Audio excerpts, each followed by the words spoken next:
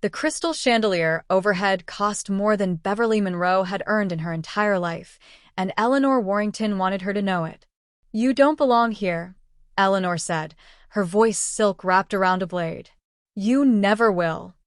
Beverly stood in the center of the Warrington estate's marble foyer, her spine straight, her hands steady at her sides. Around her, the family had formed a semicircle, elegant predators in designer clothes, watching her like she was something that had crawled in from the garden. Her husband, Tristan, wasn't there. He'd been summoned to his father's study 20 minutes ago, leaving her alone with the wolves. "I don't know what spell you cast on my son," Eleanor continued, stepping closer. Her perfume was expensive, suffocating. "But this fantasy ends tonight." Hey, beautiful souls. Welcome back to the channel.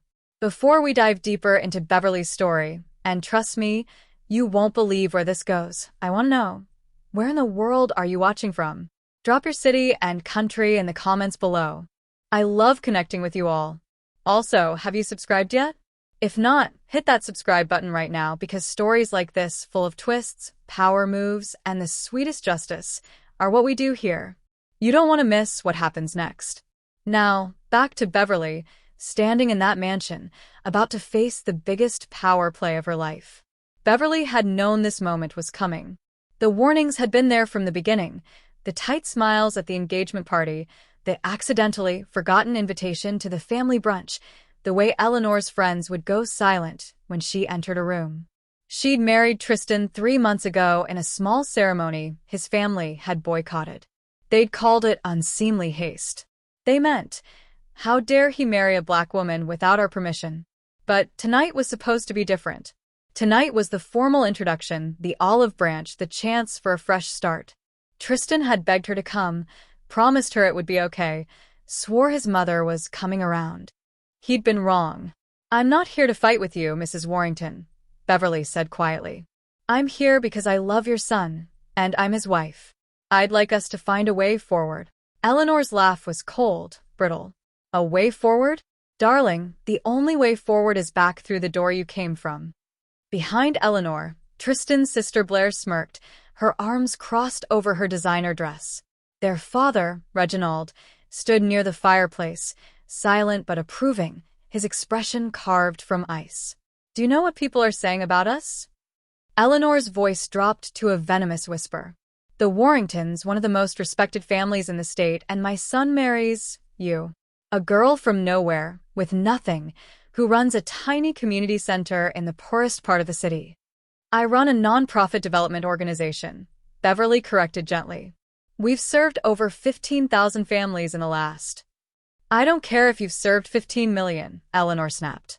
"You're a charity case who somehow convinced my son you were worth more than the life he was born into. But I know exactly what you are." The words hung in the air like poison. Beverly felt the familiar burn in her chest. Not anger, not yet, but something deeper. The exhaustion of having to prove her humanity to people who decided she had none. "What am I, then?" she asked, her voice steady despite the tremor in her hands. Eleanor smiled. "A gold digger. An opportunist. A mistake." The slap of those words should have hurt more, but Beverly had been armoring herself for this her entire life. She'd heard variations of it before, in boardrooms, in college classrooms, in grocery store aisles where white women clutched their purses tighter when she passed. She'd learned not to flinch. "I don't want your money," Beverly said. "Of course you don't." Blair's voice dripped with sarcasm. "That's why you married a venture capitalist worth $40 million. For love." "I did marry him for love," Beverly said, turning to face Blair directly. "I know that's hard for you to understand." Blair's smirk faltered. "Enough."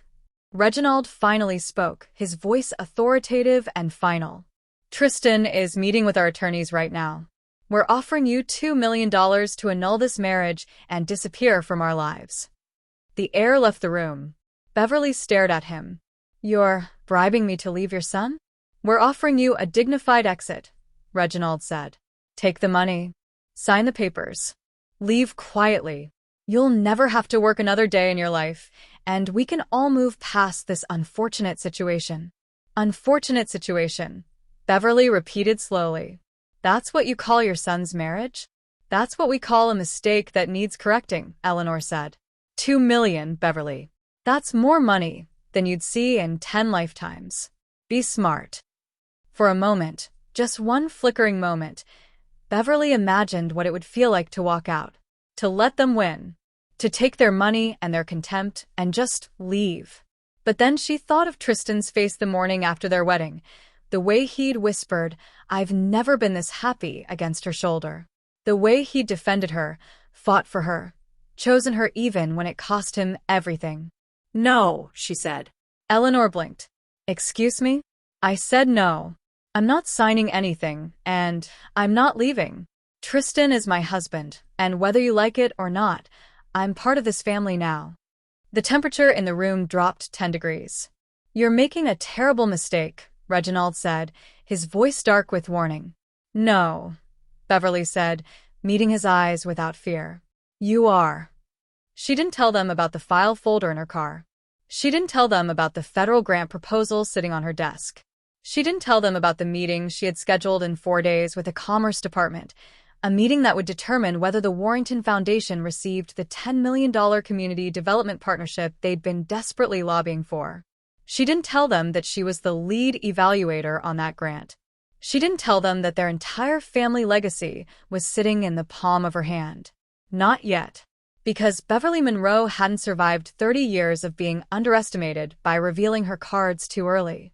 The door to the study opened, and Tristan emerged, his face pale, his eyes searching for her immediately.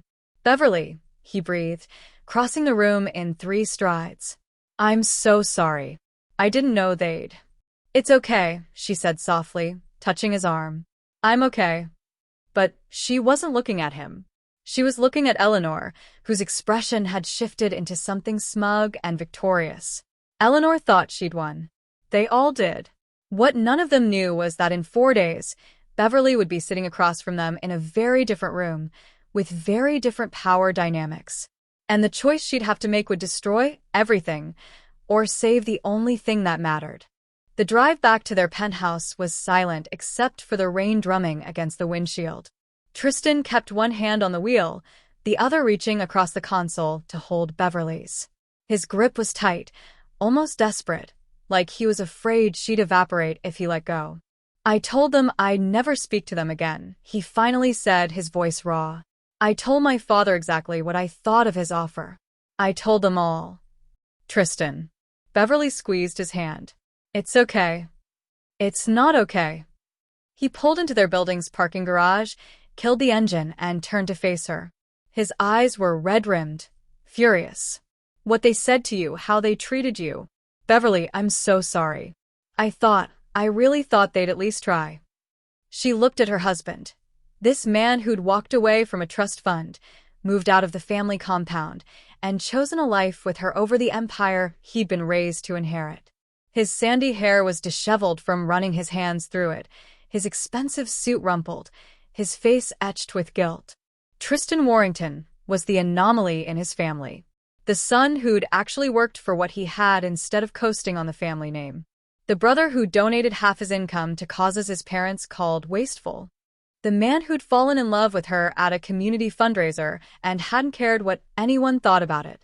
"They'll come around," she said, though she didn't believe it.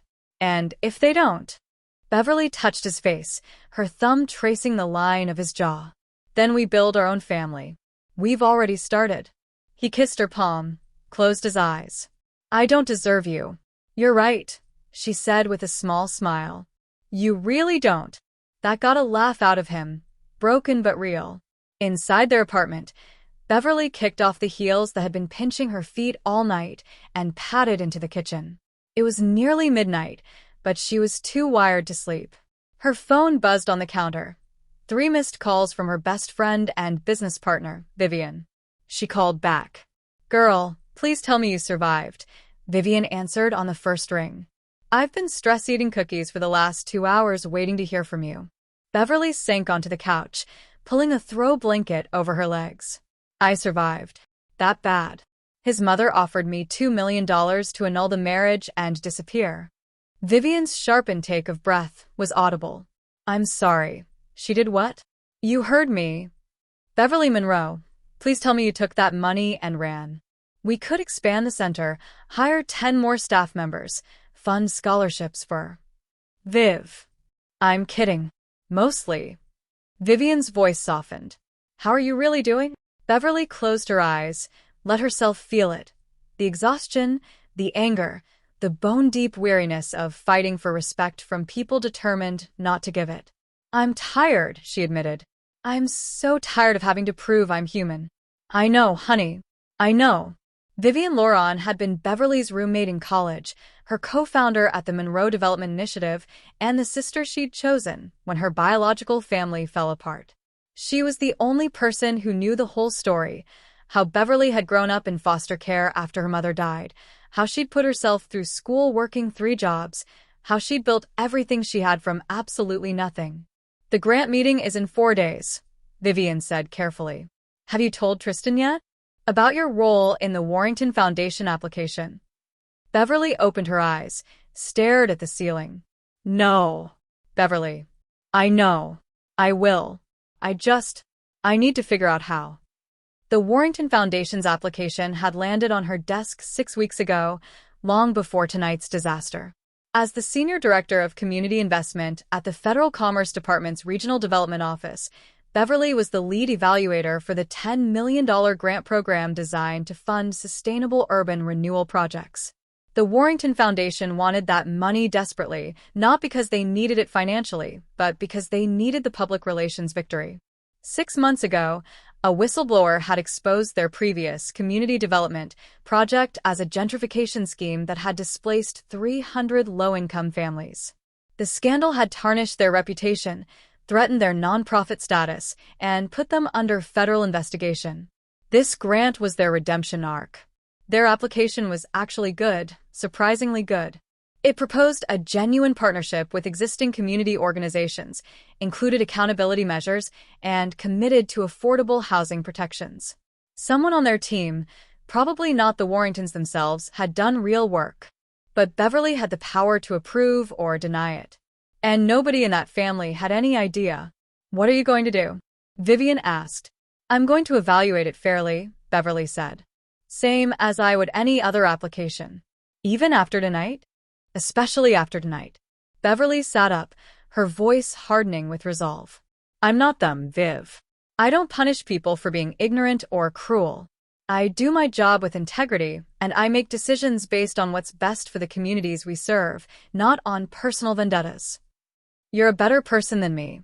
No, I'm just a professional. There's a difference. But even as she said it, Beverly felt the war inside her chest, the part of her that wanted to be fair warring with the part that wanted to watch Eleanor Warrington's face crumble when she realized who held the cards. Get some sleep, Vivian said. We have the Washington Heights site visit tomorrow morning, and you know Mrs. Clark will have a million questions about the renovations. Mrs. Clark always has a million questions. Because she loves you. They all do. After they hung up, Beverly sat in the dark for a long time, thinking about the people Vivian meant. The Monroe Development Initiative had started 5 years ago in a renovated warehouse with a staff of 2, Beverly and Vivian, and a dream of creating real opportunity in underserved neighborhoods. They'd begun with job training programs, expanded into small business incubators, and eventually caught the attention of federal agencies looking for community partners who actually knew what they were doing. That's how Beverly had ended up in her current role, a dual position where she spent half her time running MDI and half her time evaluating grant applications for the Commerce Department. It was exhausting, underpaid, and the most meaningful work she'd ever done. The people she served, women like Mrs. Clark who'd launched a catering business at 63, teenagers like Deshawn who'd gotten his first job through their program, families who'd found stable housing through their partnerships, those were the people who mattered. Not the Warringtons with their crystal chandeliers and casual cruelty. Tristan emerged from the bedroom in sweatpants and a t-shirt, his hair damp from the shower. He sat beside her, pulled her into his chest. I meant what I said, he murmured into her hair. I'll never speak to them again, if that's what it takes. Beverly's heart clenched. I don't want you to lose your family because of me. You're my family now. They're just DNA. But she heard the grief in his voice, the small crack in his certainty, and she knew it wasn't that simple. Tristan loved his parents despite their flaws. He adored his sister even though Blair could be insufferable. He'd grown up in that world of wealth and tradition, and walking away from it was costing him more than he wanted to admit. What if? Beverly chose her words carefully. What if there was a way to change their minds? To show them I'm not what they think I am. Tristan pulled back to look at her. How? She almost told him then. Almost explained that in 4 days, she'd be sitting in a conference room with his parents, holding their family legacy in her hands, with the power to give them what they desperately needed or watch their foundation crumble. But something stopped her. Maybe it was the fear that he'd think she was manipulating the situation. Maybe it was the knowledge that once she revealed this card, she couldn't take it back. Or maybe it was simpler than that. Maybe she just wanted one more night where she was simply Beverly, his wife, not Beverly the woman with the power to destroy his family. I don't know yet, she said instead. But I'll figure something out. He kissed her forehead, her cheeks, her lips. I love you. You know that, right? I love you so much it scares me sometimes. I love you too, she whispered. And she did. God help her, she did. That was the complication nobody had prepared her for. That she'd fall in love with a man whose family saw her as an enemy. That she'd find herself in a position where doing the right thing might hurt the person she loved most. Later, lying in bed while Tristan slept beside her, Beverly stared at the ceiling and thought about her mother. Nadine Monroe had died when Beverly was 12, but her words had lived on like seeds planted deep. Baby, people will always try to make you small. Don't you dare shrink for them. You grow. You grow so big they can't ignore you, and then you use that size to lift up everybody they tried to step on. Beverly had spent 18 years growing. Building credentials, building programs, building power. Not for revenge. Not for validation. For the people who needed someone to fight for them. But now, for the first time, her personal life and her professional life had collided in a way she'd never anticipated. In 4 days, she'd walk into that meeting. In 4 days, she'd have to choose between the integrity that defined her and the family that rejected her. In 4 days, everything would change. But what Beverly didn't know yet was that the Warringtons had their own secrets. Secrets that would turn this power play into something far more dangerous than a simple grant approval. And the person who'd expose those secrets was someone she'd never see coming. The next morning, Beverly was halfway through her coffee when her work phone rang with a number she recognized immediately. Gerald McKinney, her direct supervisor at the Commerce Department. Beverly, I need you in my office. Now.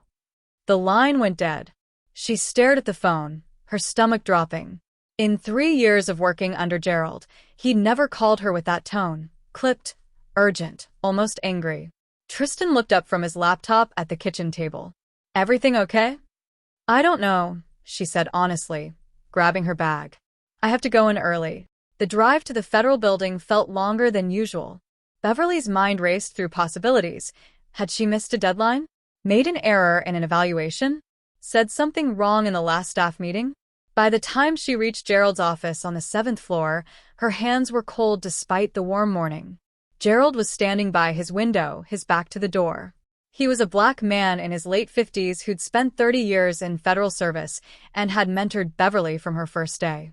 He'd never looked at her the way he did when he turned around now, disappointed and exhausted. Close the door, he said quietly. She did. I got a call this morning, Gerald said, moving to his desk. From Congressman Hartley's chief of staff. Then I got another call from the deputy secretary's office. Both calls were about the same thing. He pulled out a file folder, dropped it on the desk. The Warrington Foundation grant application. Beverly's blood turned to ice. They were very interested in the status of the application, Gerald continued, his eyes fixed on her. They wanted to express how important this funding is for community revitalization. How the Warrington family has been pillars of civic engagement for generations. How this grant represents an opportunity for meaningful public-private partnership. Gerald. They called in political favors to pressure this office, he said, his voice hard now. To pressure me. To ensure that application gets approved. He leaned forward. Beverly, Is there something you need to tell me? Her mouth went dry. I don't know what you mean. Don't. He held up a hand. Don't insult me by playing dumb. The Warrington Foundation. The Warrington family. His eyes searched her face. Tristan Warrington, the venture capitalist you married 3 months ago. You didn't think that was relevant information to disclose. The floor tilted beneath her feet. How did you? Because somebody made damn sure I found out, Gerald said. An anonymous email arrived in my inbox this morning with your marriage certificate attached, along with a very detailed suggestion that you might have a conflict of interest in evaluating your in-laws' grant application. Beverly's hands gripped the arms of her chair. I was going to tell you. When? After you'd already made your recommendation? No. I was waiting for the right moment. I didn't. She took a breath, forced herself to slow down. Gerald, I've been completely professional. I haven't shown any bias. I didn't even know they'd applied until after Tristan and I were already married. That's not the point. He sat down heavily.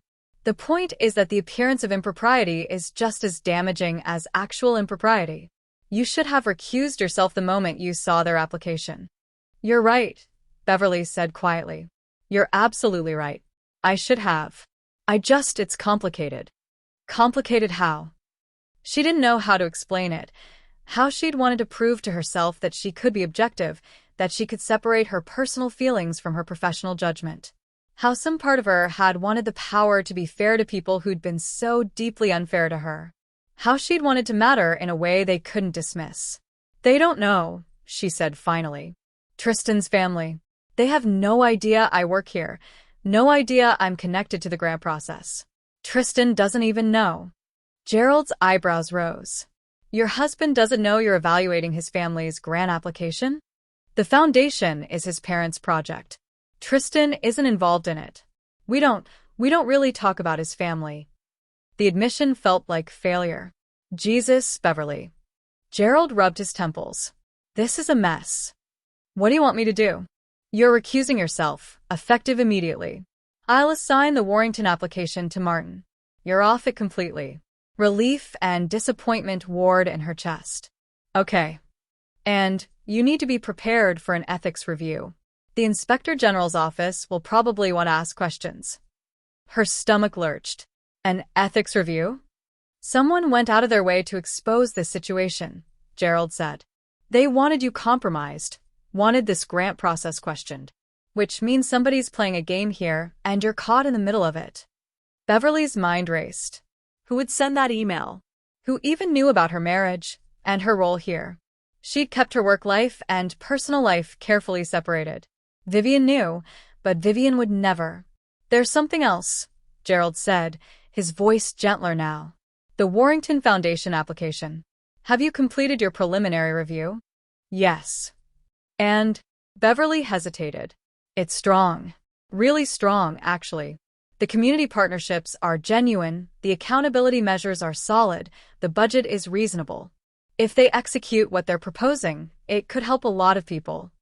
Gerald nodded slowly. But 6 months ago, they were under investigation for displacement fraud. Their last community development project destroyed lives. And now they're using political connections to try to influence a federal grant process. She met his eyes. So, I don't know if this application represents real change or just better public relations. That's exactly why you can't be the one making this call, Gerald said. Your judgment is solid, Beverly, but this situation is too entangled. Martin will take it from here. She nodded, stood to leave. One more thing, Gerald said. Watch your back. Whoever sent that email knows too much about your life, and they're not trying to help you. Beverly was still shaking when she reached her office. She closed the door, leaned against it, and tried to breathe. Someone had sabotaged her. Someone had deliberately exposed her connection to the Warringtons, knowing it would create exactly this kind of chaos. But who? Her phone buzzed. A text from an unknown number. The Warringtons always destroy what they can't control. You're learning that now, aren't you? Her blood ran cold. Before she could process it, another text came through. Meet me at Riverside Park, North Entrance, 1 p.m. Come alone. I have information you need about your husband's family. Information that will change everything. Beverly stared at the message, her heart hammering. This was insane.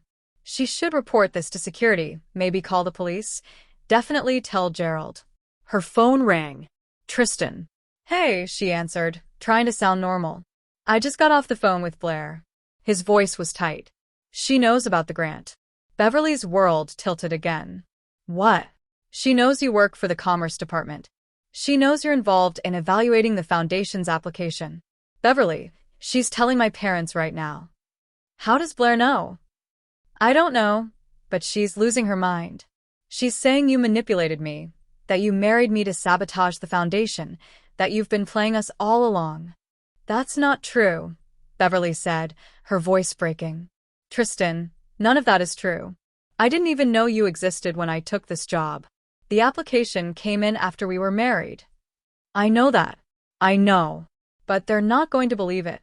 My mother is already talking about calling lawyers, claiming conflict of interest, trying to get you fired. They can't fire me for being married to you. No, but they can make your life hell trying. He paused. Beverly, what's happening? Why does this feel like it's all falling apart? She closed her eyes, pressed her forehead against the cool glass of her office window. Below, the city moved on, oblivious to the implosion of her carefully constructed life. I don't know, she whispered. But that was a lie. She did know. Someone was orchestrating this. Someone wanted the Warringtons and Beverly at each other's throats. Someone had information, had access, had a plan. And in 4 hours, she'd find out who. I have to go, she told Tristan. I'll call you back. Beverly. I love you. I'll fix this. She hung up before he could argue, before he could hear the fear in her voice. The anonymous texts glowed on her screen like a dare. Every instinct told her not to go to that meeting. It was dangerous, probably stupid, definitely reckless. But whoever sent those messages knew things about the Warringtons, about her, about the grant. And if there was information that could make sense of this nightmare, she needed it. Beverly looked at her reflection in the dark computer screen, a woman who'd spent her whole life fighting to be taken seriously, now caught in a web she didn't understand. Her mother's voice echoed in her memory. You grow so big they can't ignore you, and then you use that size to lift up everybody they try to step on. But what happened when growing big made you a target? What happened when the people stepping weren't just on others, but on you? Beverly grabbed her keys, her phone, her courage. She'd spent 30 years refusing to be intimidated. She wasn't about to start now. At 1 p.m., she'd walk into that park and face whatever was waiting. And God help whoever thought they could use her as a pawn in their game. Because Beverly Monroe didn't play games. She changed the rules. Riverside Park was nearly empty at 1 in the afternoon. The lunch crowd had retreated back to their offices, leaving only joggers and a few scattered people on benches feeding pigeons. Beverly stood at the north entrance, her hand wrapped tight around her phone, ready to call 911 if this went sideways. You came. The voice came from behind her. Beverly spun around. The woman standing there was in her mid-40s, impeccably dressed in a tailored navy suit, her dark hair pulled back in a severe bun. She had the kind of face that belonged in boardrooms, sharp, intelligent, carefully composed. Beverly had never seen her before in her life. Who are you? Beverly demanded. My name is Diane Mercer. The woman gestured to a nearby bench. Please, sit. I promise I'm not here to hurt you. Then why am I here? Diane sat down first, crossed her legs, studied Beverly with an expression that was hard to read. Part curiosity, part calculation, part something that almost looked like sympathy. Because we have a common enemy, Diane said. The Warrington family. Beverly remained standing. Did you send that email to my supervisor? Did you expose my marriage? No. But I know who did. Who? Blair Warrington. The name hit like a fist. Beverly's knees went weak, and she finally sank onto the bench. Tristan's sister? Why would she? Because Blair hates you, Diane said simply. But more than that, she fears you. She sees exactly what her parents refused to see, that you're not some naive gold digger who can be bought off. You're smart, you're connected, and you're a threat to everything they've built. I'm not a threat to anyone. Aren't you? Diane tilted her head. You hold the power to approve or deny the grant that could save their foundation's reputation. That's not a threat. Beverly's jaw tightened. I've already recused myself from that evaluation. I know. Blair's counting on that. She wants you compromised, discredited, removed from any position of influence. The email to your supervisor was just the opening move. Opening move to what?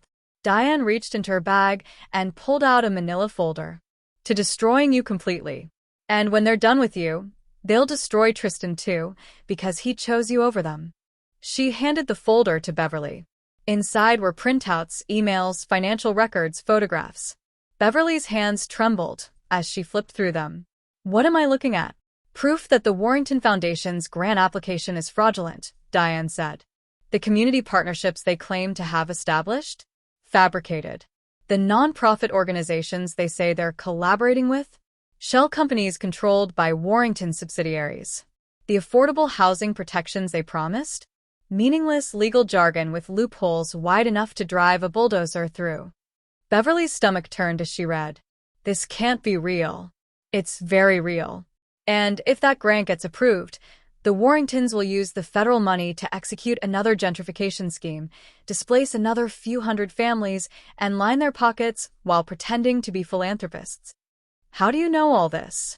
Diane's expression hardened. Because I used to work for them. I was the Warrington Foundation's director of operations for 8 years. I helped them build their empire, manage their projects, kept their secrets. She paused. Until I realized what they were really doing. Until I tried to stop them. And they destroyed me for it. What happened? They fired me, blacklisted me in the industry, sued me for breach of contract, and tied me up in legal battles for 3 years. They took my career, my savings, my reputation. All because I threatened to expose their last project for what it was, a scam disguised as charity. Beverly looked at the documents again, her mind racing. If this is true, why not take it to the authorities? Why come to me?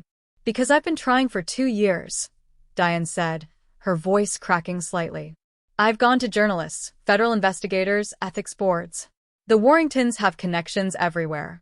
They bury stories, intimidate witnesses, make evidence disappear. I've been screaming into the void while they keep winning. So, what do you want from me? Diane leaned forward, her eyes blazing with intensity. You're in a unique position. You're married to Tristan, which gives you access to family information I could never get. You work in the Commerce Department, which means you understand how to navigate federal systems. And most importantly, you have a personal stake in this now. They've declared war on you, whether you wanted it or not. You want me to help you take them down. I want you to help me expose the truth. To stop them from stealing federal money and destroying more communities. Diane's voice softened. And yes, if that takes them down, I won't lose sleep over it. Beverly stood abruptly, pacing away from the bench. This was too much. Too fast.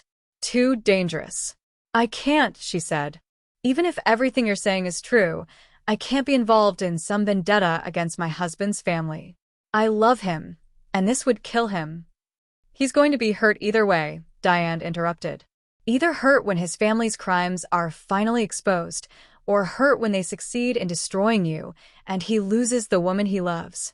Which wound would you rather him suffer? That's not fair. None of this is fair. Diane stood too, her voice urgent now. Beverly, I know what you're feeling. I know you want to believe there's a way to be Switzerland in this war, to stay neutral and professional and moral. But the Warringtons don't allow neutrality. You're either with them or against them, and the moment you refused their money, you chose a side. Beverly's phone buzzed. A text from Tristan. My parents want to meet with you. Tomorrow morning at the house. They say they want to clear the air. Please don't go without me. She stared at the message, then at Diane, then at the folder of evidence in her hands. What do they really want? She asked quietly. To intimidate you. To threaten you. To make you feel small and powerless until you either leave Tristan or bend to their will. Diane's expression was grim. That's what they do. That's what they've always done. You don't know that. I know them better than anyone except the people living in that house. And I'm telling you, tomorrow morning isn't a peace offering. It's a power play. Beverly's mind spun. She wanted to dismiss Diane as a disgruntled ex-employee with an axe to grind. She wanted to believe this was all exaggeration, conspiracy thinking, revenge fantasy. But the documents in her hands looked real. The terror in Diane's eyes looked real. And her own gut, the instinct that had kept her alive and fighting for 30 years, was screaming that this woman was telling the truth. I need time, Beverly said. I need to think about this. You don't have time. Blair is already working to discredit you. Your supervisor already has doubts. And in less than 72 hours, the grant committee meets to make final recommendations. Once that money is approved, it's over. Then what do you expect me to do? Diane pulled out a business card, pressed it into Beverly's hand. Keep that folder. Read everything in it. Verify what you can. And when you're ready to fight back, call me. I have more, much more, but I needed to know you could be trusted first. Why should I trust you? Because unlike the Warringtons, I'm not asking you to betray who you are. I'm asking you to be exactly who you've always been, someone who fights for the people who can't fight for themselves. Diane's eyes held hers. The communities they're planning to destroy? Those are your communities. The families they'll displace? Those are your people. You built your entire career to protect them. And my marriage? If Tristan loves you the way you say he does, he'll understand. He'll stand with you. Diane's voice dropped. But if he doesn't, then you'll know exactly who he really is. Before Beverly could respond, Diane walked away, disappearing into the park like a ghost. Beverly stood alone with a folder full of accusations and a choice that felt like standing on the edge of a cliff. She drove aimlessly for an hour before finally heading to the one place that always centered her, the Monroe Development Initiative's community center in Washington Heights.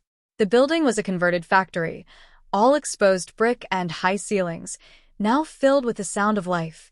Kids in an after-school program laughing in the gym, adults in a job training workshop typing on computers, the smell of something delicious coming from the culinary classroom. Vivian was in their shared office, buried in grant reports.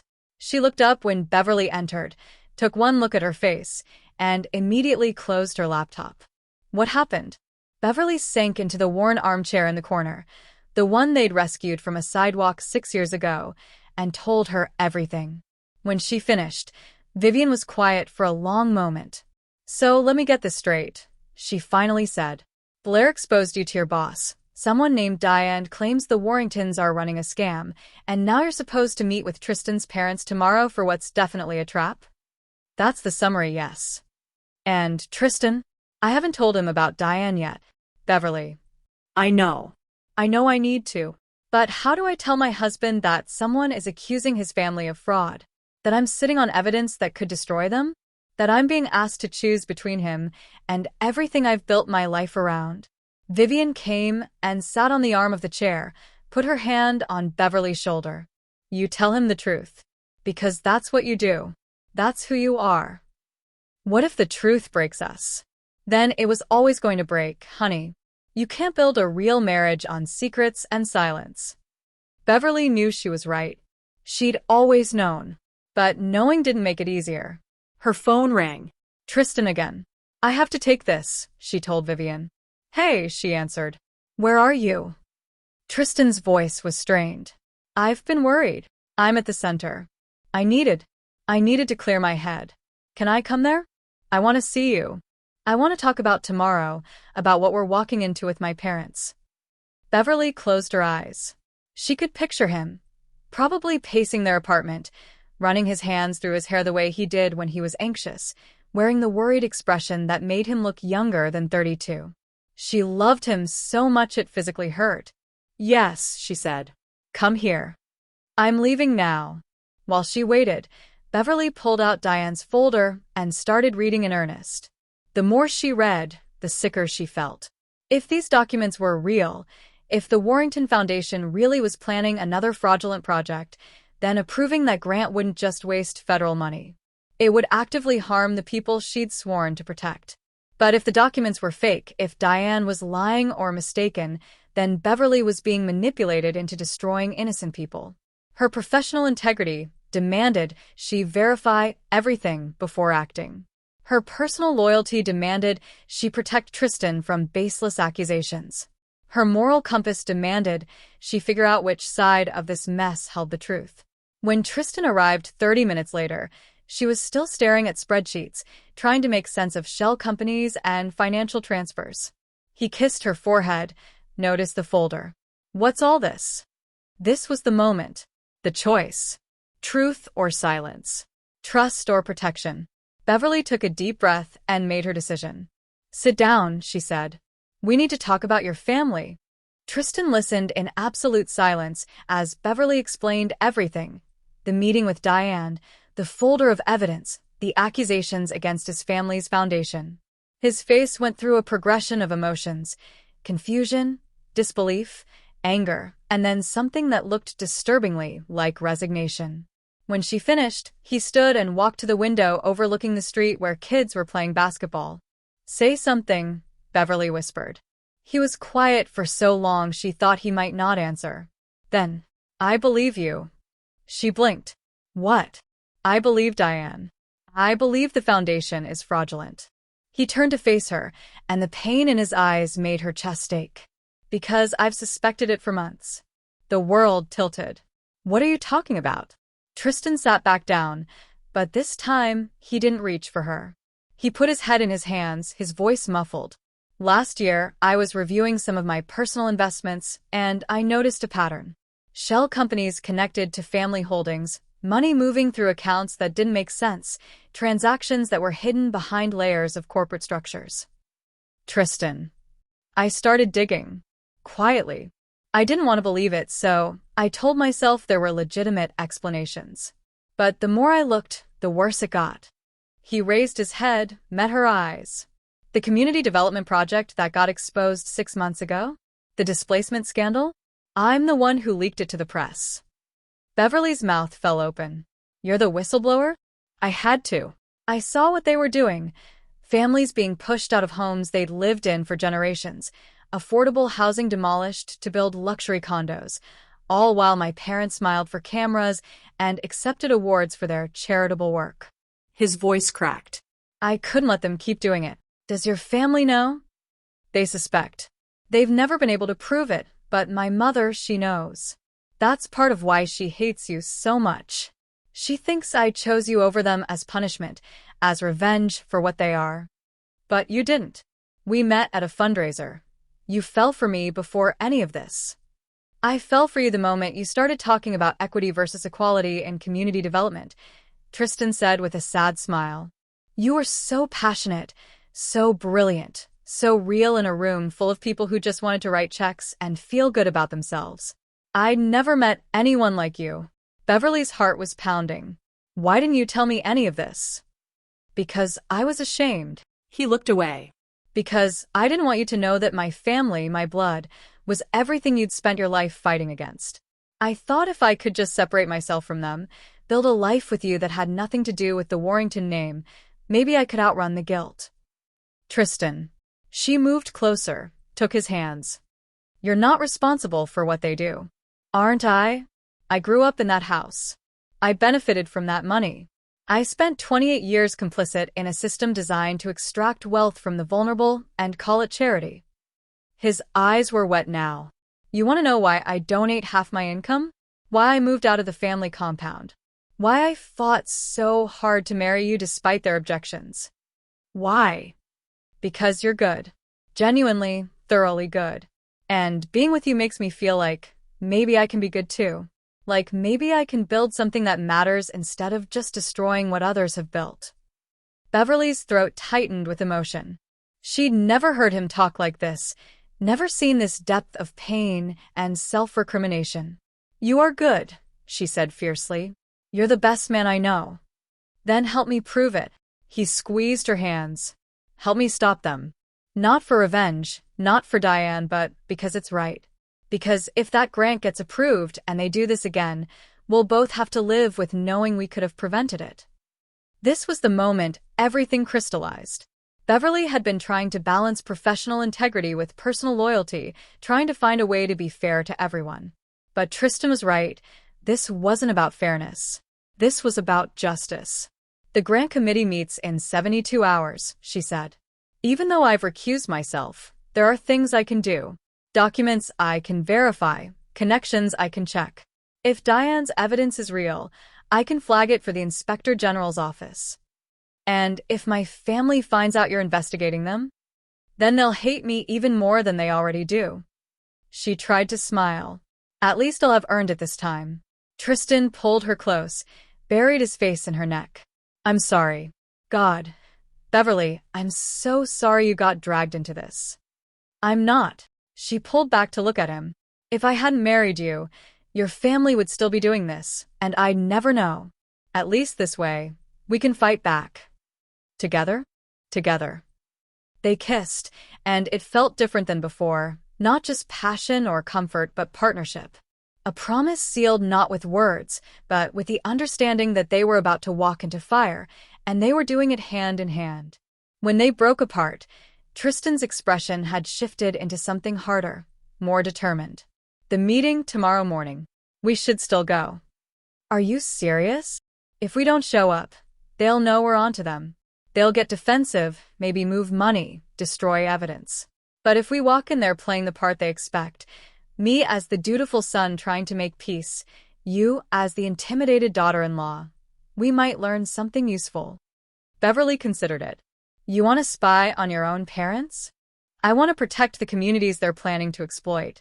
If that means lying to their faces, I'll do it. His jaw set. I've been playing their game my whole life. Time to use those skills for something that matters. That evening, back at their apartment, Beverly called Diane. I need to verify your evidence, she said without preamble. Give me everything you have, documents, sources, contacts. If I'm going to move forward with this, I need to be absolutely certain.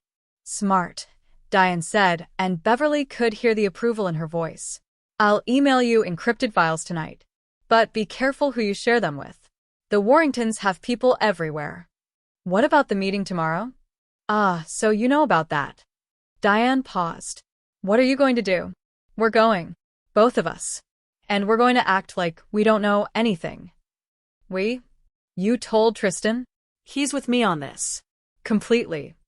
Diane was quiet for a moment. I didn't expect him to turn on his family. He's not turning on them. He's choosing what's right over what's easy. There's a difference. Is there? Because from where I'm sitting, the result is the same. The Warringtons lose, and he'll have to live with being the one who made it happen. The weight of those words settled in Beverly's chest. Diane was right. Even if they exposed the Foundation's fraud, even if they saved communities from displacement, Tristan would carry the guilt of destroying his family's legacy. But he was willing to do it anyway. That's what love looked like, she realized. Not the easy romance of candlelit dinners and weekend getaways, but the hard choice to stand beside someone even when it cost you everything. Send me the files, Beverly said. We'll take it from there. After she hung up, she found Tristan on the balcony, staring out at the city lights. Second thoughts? She asked, sliding her arms around him from behind. Constantly, he admitted. But I'm not backing down. Even if it means losing your family forever? He turned in her arms, cupped her face. You're my family now. You're my home. Whatever comes next, as long as I have you, I'll be okay. She wanted to believe that. Wanted to believe love was enough to sustain them through what was coming. But a small voice in her head whispered doubt. What if it's not? What if this breaks him?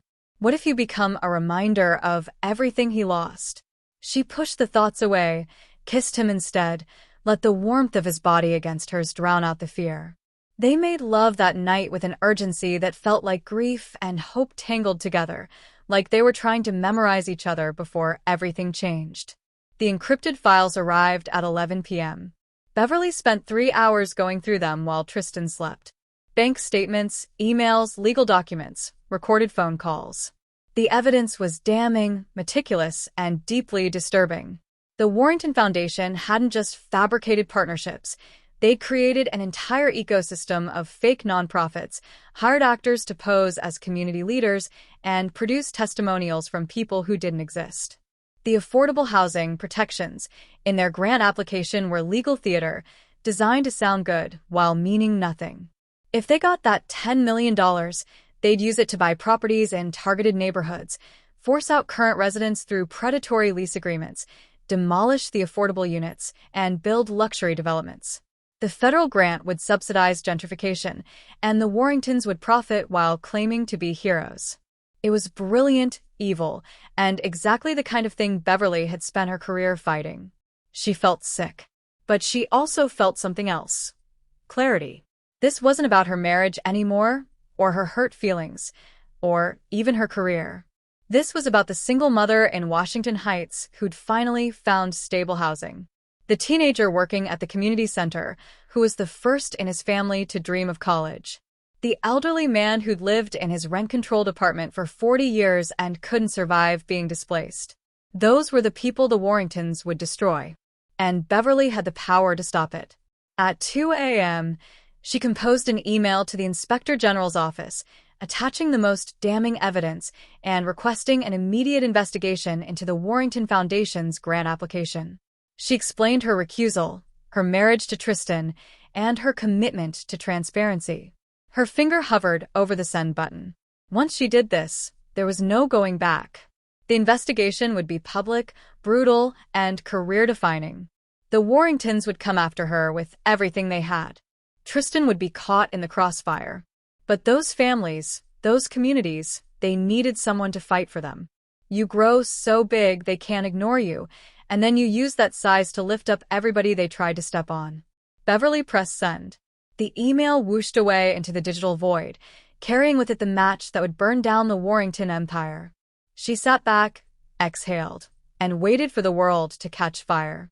Morning came too fast. Beverly dressed carefully for the meeting with the Warringtons, a simple black dress, pearl earrings, borrowed from Vivian, her natural hair pulled back in a professional bun. She looked polished, appropriate, unthreatening. Exactly what they expected. Tristan wore a suit, his game face on. But she could see the tension in his shoulders, the tightness around his eyes. "You ready?" he asked. No. "You?" "Not even a little." He took her hand. "But let's do this anyway." The drive to the Warrington estate felt like driving toward execution. Beverly's phone buzzed with a message from an unknown number. "The IG receive your email. Investigation opens today. Well done." It had to be Diane, or someone from the Inspector General's office. Either way, the wheels were in motion. By tonight, the Warringtons would know they were being investigated. By tomorrow, they'd know Beverly was involved. By the end of the week, everything would explode. But first, they had to survive this meeting. The estate looked the same as it had 3 nights ago, imposing, beautiful, hostile. A butler answered the door, because of course they had a butler, and led them to a sitting room Beverly hadn't seen before. Eleanor and Reginald were waiting. So was Blair. And sitting beside them, looking entirely too comfortable, was someone Beverly recognized from the Commerce Department. Martin Vasquez, the evaluator who'd taken over the Warrington Foundation grant application. Beverly's blood turned to ice. "Beverly, Tristan, please sit," Eleanor said with a smile that didn't reach her eyes. "We have so much to discuss." This wasn't a peace meeting. This was an ambush. And they'd walked right into it. "Martin," Beverly said carefully, forcing her voice to stay steady.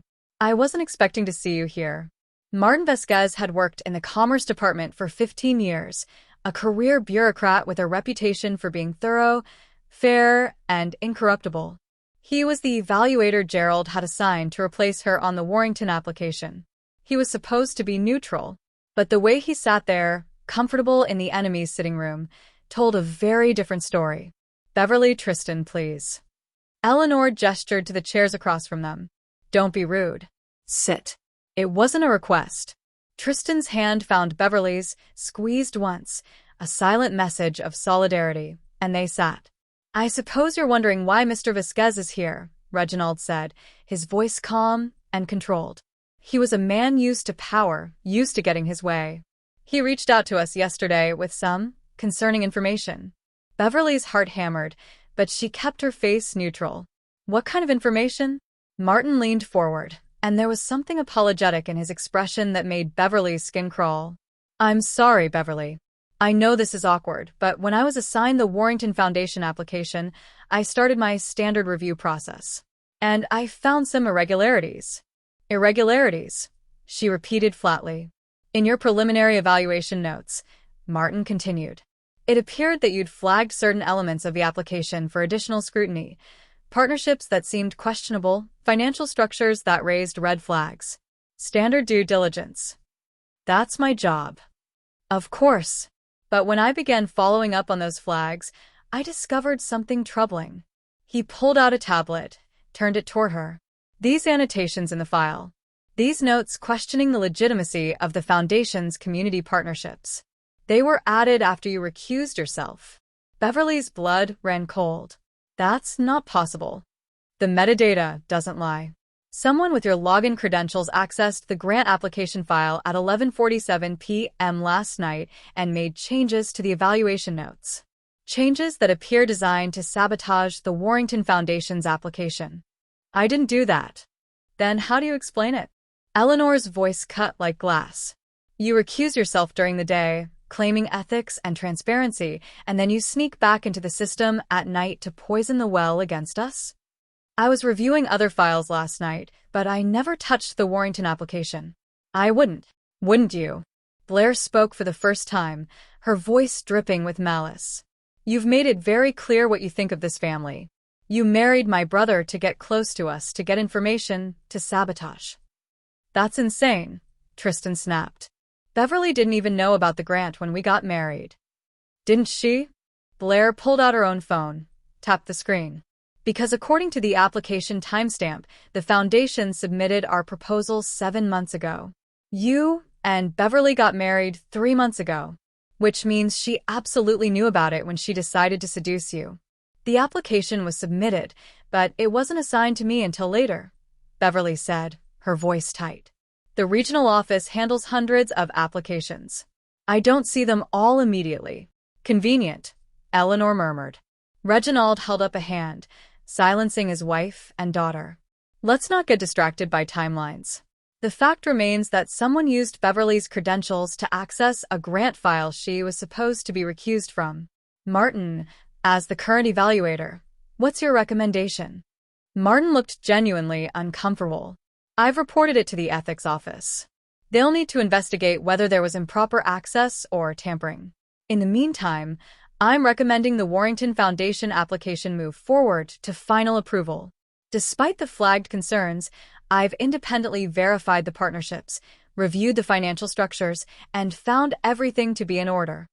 Beverly felt the room tilt. You verified the partnerships? How? I contacted the community organizations listed in the application, spoke with their leadership, reviewed their collaboration agreements. Which organizations? Martin consulted his tablet. The Washington Heights Community Alliance, the Riverside Development Collective, and the Urban Renewal Partnership. All confirmed their involvement with the Foundation. Those were 3 of the shell companies Diane's evidence had exposed. Organizations that existed only on paper, with fake addresses and actors posing as directors. Either Martin was incompetent or he was lying. Given where he was sitting, Beverly knew which one it was. Those organizations are fraudulent, she said quietly. The room went silent. Eleanor's smile was sharp as a knife. Excuse me? I said those organizations are fraudulent. They're shell companies created by the Warrington Foundation to give the appearance of community partnership. The people you spoke to, Martin? They're not real community leaders. They're employees or actors hired to play a part. That's a serious accusation, Reginald said, his voice dangerously soft.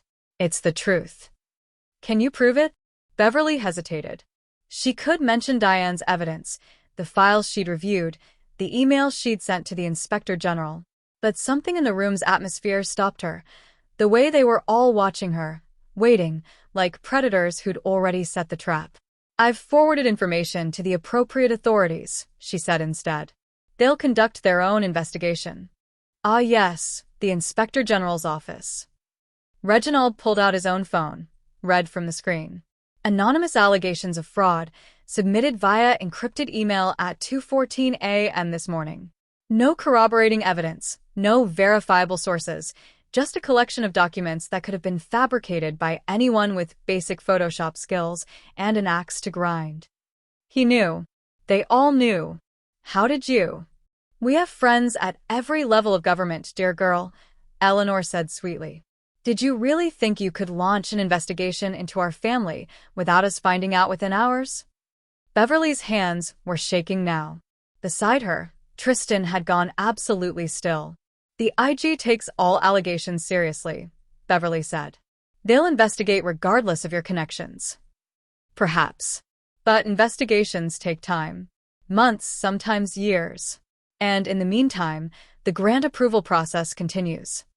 Reginald's smile was cold. Thanks to Martin's diligent work, our application will be approved by the committee this Friday. The $10 million will be released to the foundation within 30 days. And by the time any investigation concludes, if it concludes, the money will already be spent, the project's already underway. You can't. We can. We will. He leaned forward. But that's not really the issue here, is it? The issue is what happens to you. Beverly's throat tightened. The ethics violation, accessing a grant file you were recused from, that's grounds for termination, Reginald continued. The allegation that you married my son to gain insider access to the foundation? That's a conflict of interest that could end your career in federal service. The anonymous allegations sent to the IG? Those could be construed as harassment, defamation, abuse of your position. I didn't access that file. Someone must have stolen my credentials. Can you prove that? Because the IT forensics will show your login from your computer on your home network. Which means either you did it, or you were criminally negligent with your security protocols. Either way, you're finished. The walls were closing in. Beverly could feel her carefully constructed life crumbling, brick by brick. And then there's the matter of your organization, Blair added, her voice sickly sweet. The Monroe Development Initiative. I've been doing some research. Did you know you've received $3.2 million in federal grants over the past 5 years? Grants that you, as a Commerce Department employee, had influence over? I recused myself from any decision involving MDI. Did you? Because I have emails suggesting otherwise. Communications between you and grant officers, recommendations you made for funding priorities, meetings you attended where MDI was discussed. Blair's smile was victorious. It looks an awful lot like you've been using your federal position to funnel money to your own organization. That's not what happened. Isn't it? Because from where I'm sitting, you're exactly what we said you were, an opportunist who's been playing the system for years. The only difference is that you're not just a gold digger, you're a criminal. Stop it, Tristan said, his voice shaking with rage. Just stop it. All of you. Eleanor turned to her son, her expression softening into something that might have looked like maternal concern if it weren't so calculating. Sweetheart, I know this is hard to hear. I know you love her. But you have to see what she is. What she is. Tristan stood abruptly. She's the best person I've ever known. She spent her entire life fighting for people who have nothing, while you've spent yours taking from them and calling it charity. You want to talk about criminals? Look in the mirror. Tristan. Reginald's voice carried a warning. No. I'm done pretending. I know what you're doing. I know the foundation is a scam. I know you're planning to use that grant money to displace families and line your pockets. And I know you're trying to destroy Beverly because she's the only person brave enough to stand in your way. The room went very quiet. Careful, son, Reginald said softly. You're about to say something you can't take back. I was the whistleblower, Tristan said, his voice clear and strong. Last year, the displacement scandal. I'm the one who leaked it to the press. Eleanor's face went white. Blair's mouth dropped open. I thought maybe the exposure would change you, Tristan continued. I thought maybe if the world saw what you were really doing, you'd stop. But you didn't. You just got better at hiding it. He turned to Beverly, took her hand. So yes, I'm with her. Completely. Whatever you're planning to do to her, you'll have to do to me too. For a moment, Beverly's heart soared. He'd chosen her. Publicly, irrevocably, he'd chosen her over them. But then she saw Reginald's expression, and the hope died. I was afraid it would come to this, Reginald said heavily. He pulled out another document, slid it across the coffee table. Martin, thank you for your time. We'll handle this privately from here. Martin stood, clearly relieved to escape. He avoided Beverly's eyes as he left. When the door closed behind him, Reginald spoke again. Tristan, that document is a complaint filed with the Securities and Exchange Commission. It alleges that you've been engaging in insider trading using information obtained through family business discussions. The evidence is quite compelling. Trades made immediately before or after private family meetings, profits in excess of $2 million over the past 3 years, patterns that would be very difficult to explain as coincidence. Tristan's face went gray. You're framing me. We're protecting the family, Eleanor corrected. You want to be a hero? You want to stand with this woman against us? Fine. But you'll do it from a federal prison cell. You wouldn't. We would, Reginald said simply. We've already filed the complaint. The SEC will open an investigation within days. And unless you're very, very lucky, you'll be indicted within 6 months. This is insane, Beverly breathed. You're blackmailing your own son. We're giving him a choice, Eleanor said. He can distance himself from you, publicly support the family, and we'll make the SEC complaint disappear. Or he can continue this little rebellion, and we'll let justice take its course. It's not justice, it's fabricated evidence. Is it? Blair pulled out her phone again, started reading. Wire transfer of $50,000 from Tristan Warrington to Diane Mercer, dated 4 days ago. Another $25,000 3 weeks before that. Almost $200,000 total over the past 6 months. She looked up. You've been paying off a disgruntled ex-employee to fabricate evidence against us. That's conspiracy, Beverly. That's a felony. Beverly's world was spinning. I never sent Diane money. I didn't even know who she was until yesterday. These transactions came from an account in your name, Blair said. An offshore account opened 3 months ago. Shall I read you the account number? It was all fake. All of it. The ethics violation, the conflict of interest allegations, the payments to Diane, the SEC complaint against Tristan. They'd fabricated an entire narrative, complete with documentation, designed to destroy both of them. And they'd done it overnight. You can't do this, Beverly said, but even she could hear the desperation in her voice. People will see through it. Will they? Reginald asked mildly. A young black woman from nowhere marries into wealth, uses her federal position to attack her in-laws, gets caught tampering with grant files, and turns out to have been paying someone to create fake evidence? That's not a conspiracy theory, dear. That's a cautionary tale about ambition and corruption. And if anyone questions it, Eleanor added, we have the documentation. We have Martin's testimony about the file tampering. We have bank records showing payments to a known agitator. We have everything we need to bury you, so deep you'll never see sunlight again. Beverly couldn't breathe. This was it, the complete destruction of everything she'd built. Her career, her reputation, her organization, her freedom. All of it, turned to ash by people with unlimited resources and no conscience. Unless, Reginald said. That word hung in the air like a lifeline and a noose at the same time. Unless you walk away, he continued. Divorce Tristan. Resign from the Commerce Department. Shut down your investigation. Sign an NDA that prevents you from ever speaking about this family or our business ventures.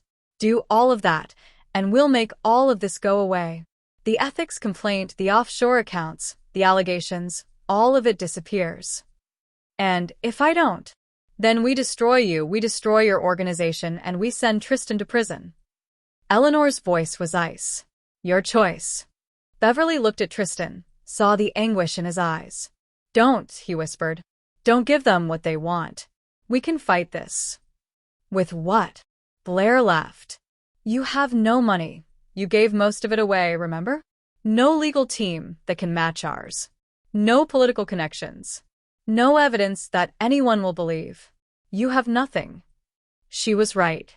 Beverly had spent her entire life fighting, but she'd never fought people like this. People who could rewrite reality, who could fabricate evidence, who could turn a system against you with a phone call. She thought of Mrs. Clark, of Deshawn, of all the families counting on MDI. If Beverly went to prison, if the organization was investigated and shut down, what happened to them?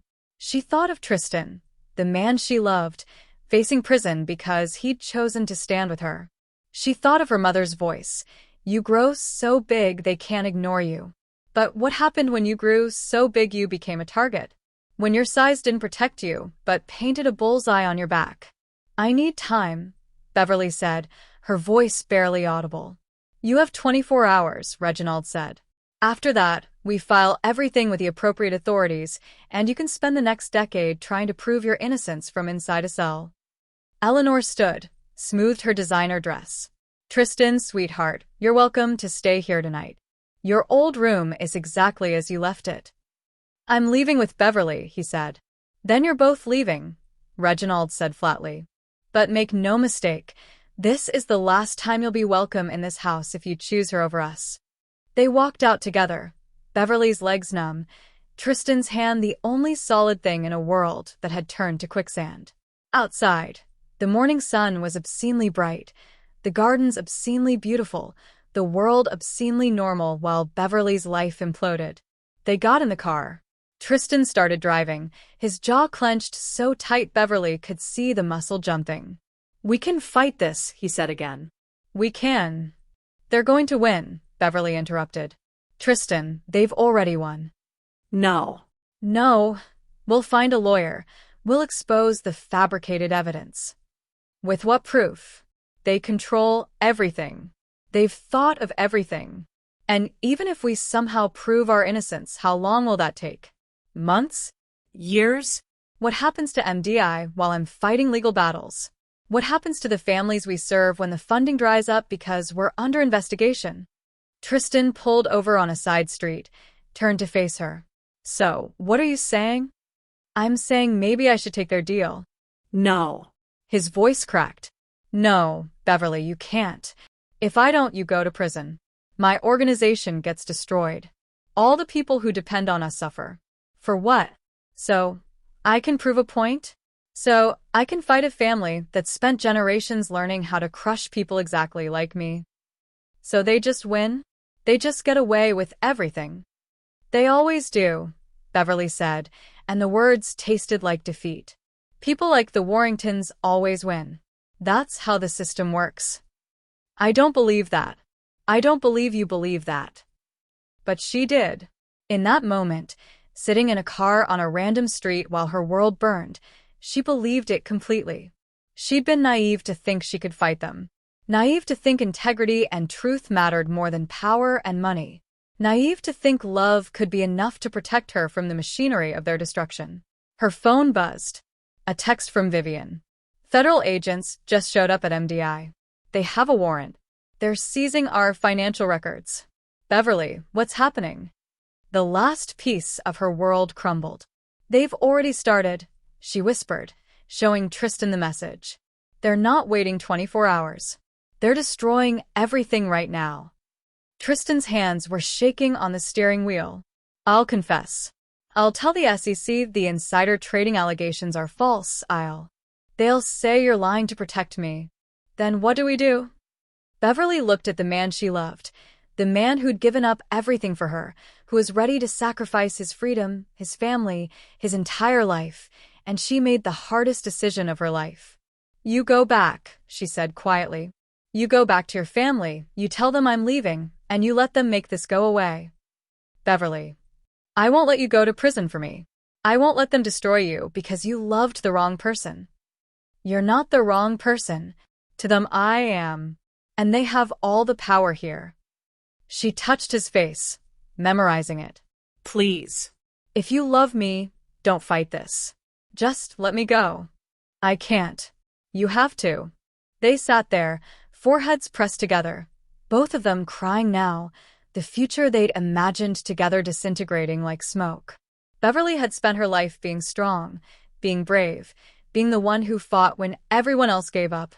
But she'd finally found the thing she couldn't fight, a system designed to protect people exactly like the Warringtons and destroy people exactly like her. And loving Tristan, beautiful, good, broken Tristan, wasn't enough to change that. Beverly sat alone in her apartment, their apartment, staring at a blank piece of paper that was supposed to be her resignation letter. Tristan had left 2 hours ago. She'd made him go, told him she needed space to think, watched him walk out the door with devastation written across his face. The truth was simpler and more painful. She couldn't bear to have him watch her surrender. Her phone kept buzzing with messages she couldn't bring herself to answer. Vivian, panicked about the federal raid. Gerald, demanding an explanation. Her lawyer. When had she gotten a lawyer? Explaining her options, none of them good. And one message from Diane Mercer. I'm sorry. I never meant for this to happen to you. They're more powerful than I thought. Get out while you still can. Even her co-conspirator was telling her to run. Beverly picked up the pen, put it down again. Picked it up, put it down. The words wouldn't come because writing them would make it real. Would mean she'd actually decided to walk away from everything, her career, her marriage, her fight. Her phone rang. Unknown number. She almost didn't answer, but something made her pick up. Ms. Monroe? The voice was older, female, unfamiliar. My name is Patricia Clark. You helped my mother start her catering business 3 years ago. Beverly sat up straight. Mrs. Clark? Is she okay? She's fine. Better than fine. The business is thriving, thanks to you. But I'm not calling about that. Patricia paused. I'm calling because I'm an attorney with the Justice Department, and I think you might need help. What? I heard about the federal raid on your organization. I heard the Warrington family is making allegations against you. And I know my mother would never forgive me if I didn't at least offer my assistance to the woman who changed her life. Beverly's throat tightened. That's kind of you, but the Warringtons have unlimited resources. They've fabricated evidence. They have connections everywhere. I know exactly what the Warringtons are capable of, Patricia interrupted. That's why I'm calling. Ms. Monroe, I work in the Civil Rights Division. For the past 18 months, we've been building a case against the Warrington Foundation for systematic housing discrimination and fraud. The room tilted. You what? The displacement scandal last year got our attention. We've been quietly investigating ever since, interviewing displaced families, reviewing financial records, documenting patterns of abuse. We have a case, Ms. Monroe. A strong one. But it's complicated, and these things take time. How much time? We were planning to file charges in 6 months. But if what I'm hearing is true, if they're now attempting to intimidate federal employees and fabricate evidence, that changes our timeline significantly. Hope, tiny and fragile, flickered in Beverly's chest. What do you need from me? Everything you have. All the evidence you've gathered, all the documentation you sent to the Inspector General, everything. And I need you to not resign, not sign their NDA, not give them anything they want. Can you do that? Could she? Could she keep fighting when every instinct screamed to protect herself and Tristan? Could she trust that justice would prevail when all the evidence suggested it wouldn't? They're threatening to send my husband to prison on fabricated insider trading charges, Beverly said. They've created fake bank accounts in my name showing payments to their ex-employee. They have a Commerce Department evaluator lying for them. How do I fight that? By letting us fight it with you. Ms. Monroe, the Justice Department has resources the Warringtons can't match or intimidate. We have forensic accountants who can prove those accounts are fake. We have investigators who can expose Martin Vasquez's connection to the family. And we have something they'll never see coming. 18 months of evidence gathering they don't know about. But 6 months was our original timeline. But if you're willing to file a formal complaint about their intimidation tactics, their witness tampering, their attempted bribery, we can accelerate. We can have preliminary injunctions filed within days, freezing their assets, blocking the grant approval, putting them on the defensive. Beverly's mind raced. The grant committee meets Friday. If they get that approval, they won't. Not if we file for an emergency injunction tomorrow. The moment we submit our complaint, that grant process stops dead. It was too good to be true. It had to be. Why are you doing this? Beverly asked. You don't know me. You could stay out of this completely. Because my mother came to this country with nothing. She worked in factories for 30 years, raised 3 kids in a 1-bedroom apartment, and thought she'd die having never built anything of her own. Then you helped her access a small business loan, taught her how to write a business plan, connected her with commercial kitchen space she could afford. Patricia's voice cracked slightly. She's 71 years old, and for the first time in her life, she owns something. She's proud. And she tells everyone it's because of you. Beverly closed her eyes, felt tears sliding down her cheeks. People like the Warringtons think they can destroy people like you because you're alone, Patricia continued. They think you don't have backup, don't have power, don't have people who'll fight for you. They're wrong. Ms. Monroe, you've spent your career lifting people up. Let us return the favor. For the first time in hours, Beverly felt like she could breathe. What do you need me to do? 3 hours later, Beverly sat in a secure conference room in the Justice Department building, surrounded by 5 attorneys and 2 FBI agents, going through every piece of evidence she had. Patricia Clark was younger than Beverly had imagined, maybe 40, sharp-eyed, with the kind of focused intensity that came from prosecuting civil rights cases. She listened to everything without interrupting, taking meticulous notes. When Beverly finished, Patricia sat back. This is good. Really good. Combined with what we already have, we can file charges that will make their fabricated allegations look like exactly what they are, desperate attempts to silence a whistleblower. What about my husband? Beverly asked. The SEC complaint against him? Fabricated documents don't hold up to forensic analysis, one of the FBI agents said. We'll need to examine his actual trading records, but if he's innocent, we'll prove it.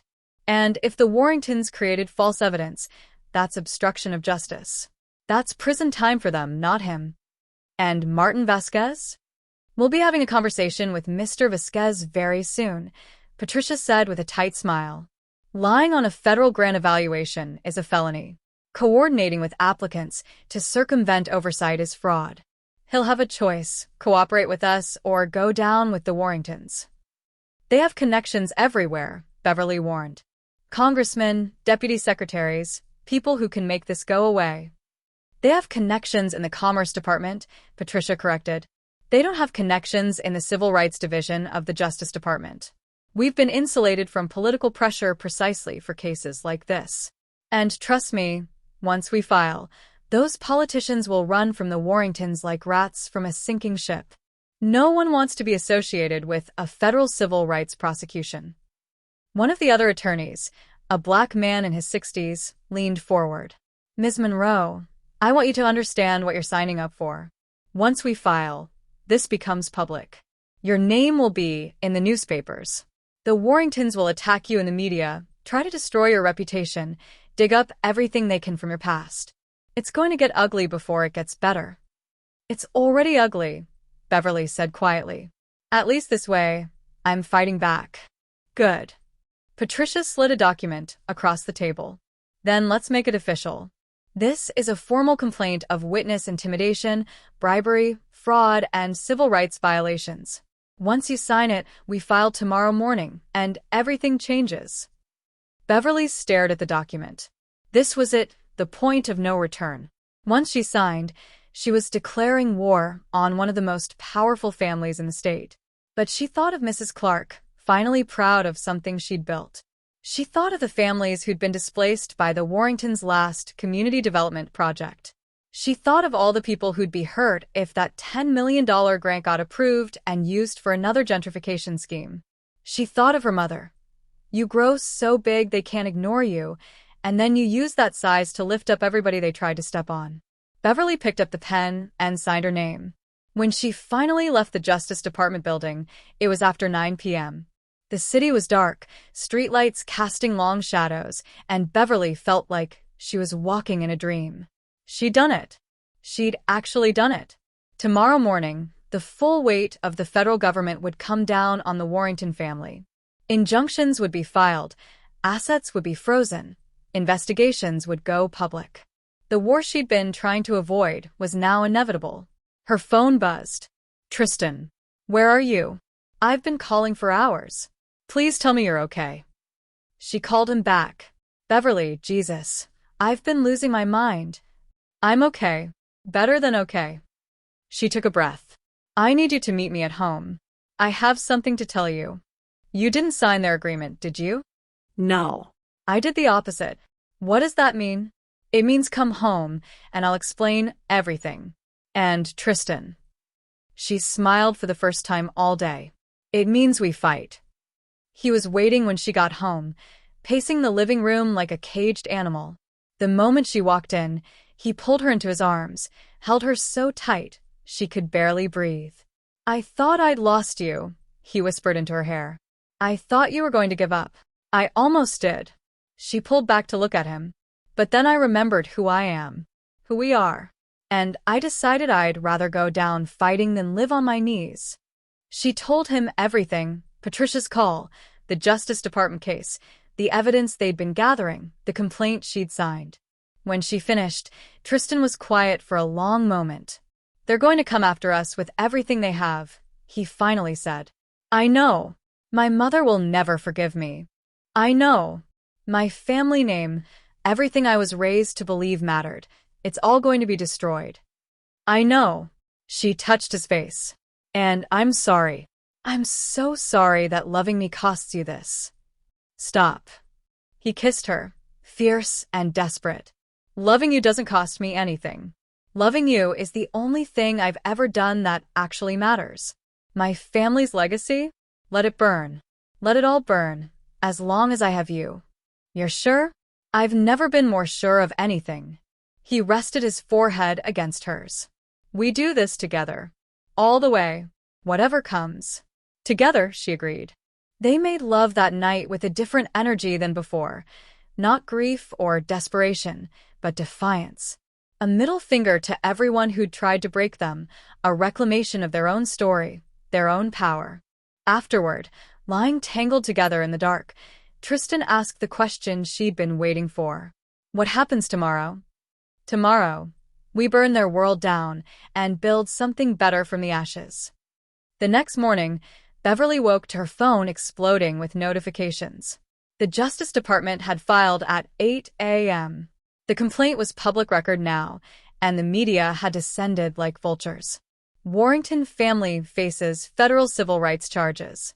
Justice Department alleges systematic housing discrimination. $10 million grant frozen amid fraud investigation. Her inbox was flooded. Reporters requesting interviews, colleagues offering support, and one email from Gerald. My office. Now. And Beverly? Good work. The ethics complaint against her had been dropped. The fabricated offshore accounts had been exposed as fraud. Martin Vasquez had been placed on administrative leave, pending investigation. Everything the Warringtons had built to destroy her was crumbling. But it wasn't over. She knew that. They'd fight back, probably already were. This was just the opening salvo in a war that would take months, maybe years, to resolve. Beverly showered, dressed in her most professional suit, and prepared for battle. Tristan emerged from the bedroom, his phone in his hand, his expression unreadable. 47 missed calls from my family, he said. 12 voicemails, most of them threatening legal action against me personally. You don't have to listen to those. I already did. He pocketed the phone. My mother called me a traitor. My father said I'm no longer his son. Blair told me I'd rot in hell for what I've done to the family. Tristan. And you know what I felt? He smiled, and it was genuine. Relief. Because I'm finally free of them. Finally free to be who I actually am instead of who they wanted me to be. He crossed the room, took her hands. I'm coming with you today. To your office, to meetings with the Justice Department, to wherever this fight takes us. We're in this together. You don't have to. Yes, I do. Because you're my family now. The only family that matters. Beverly kissed him, poured everything she felt into it, gratitude, love, determination, hope. When they broke apart, her phone buzzed one more time. A text from Diane Mercer. I just saw the news. I can't believe you actually did it. If you need my testimony, my evidence, anything, I'm in. Let's finish what we started. Another text came through, this one from Vivian. Federal agents cleared us. All charges dropped. MDI is safe. You're a superhero. Now get to the office because half the community is here wanting to help however they can. You've got an army, girl. And one more from Patricia Clark. Emergency hearing scheduled for this afternoon. Judge will decide on the preliminary injunction.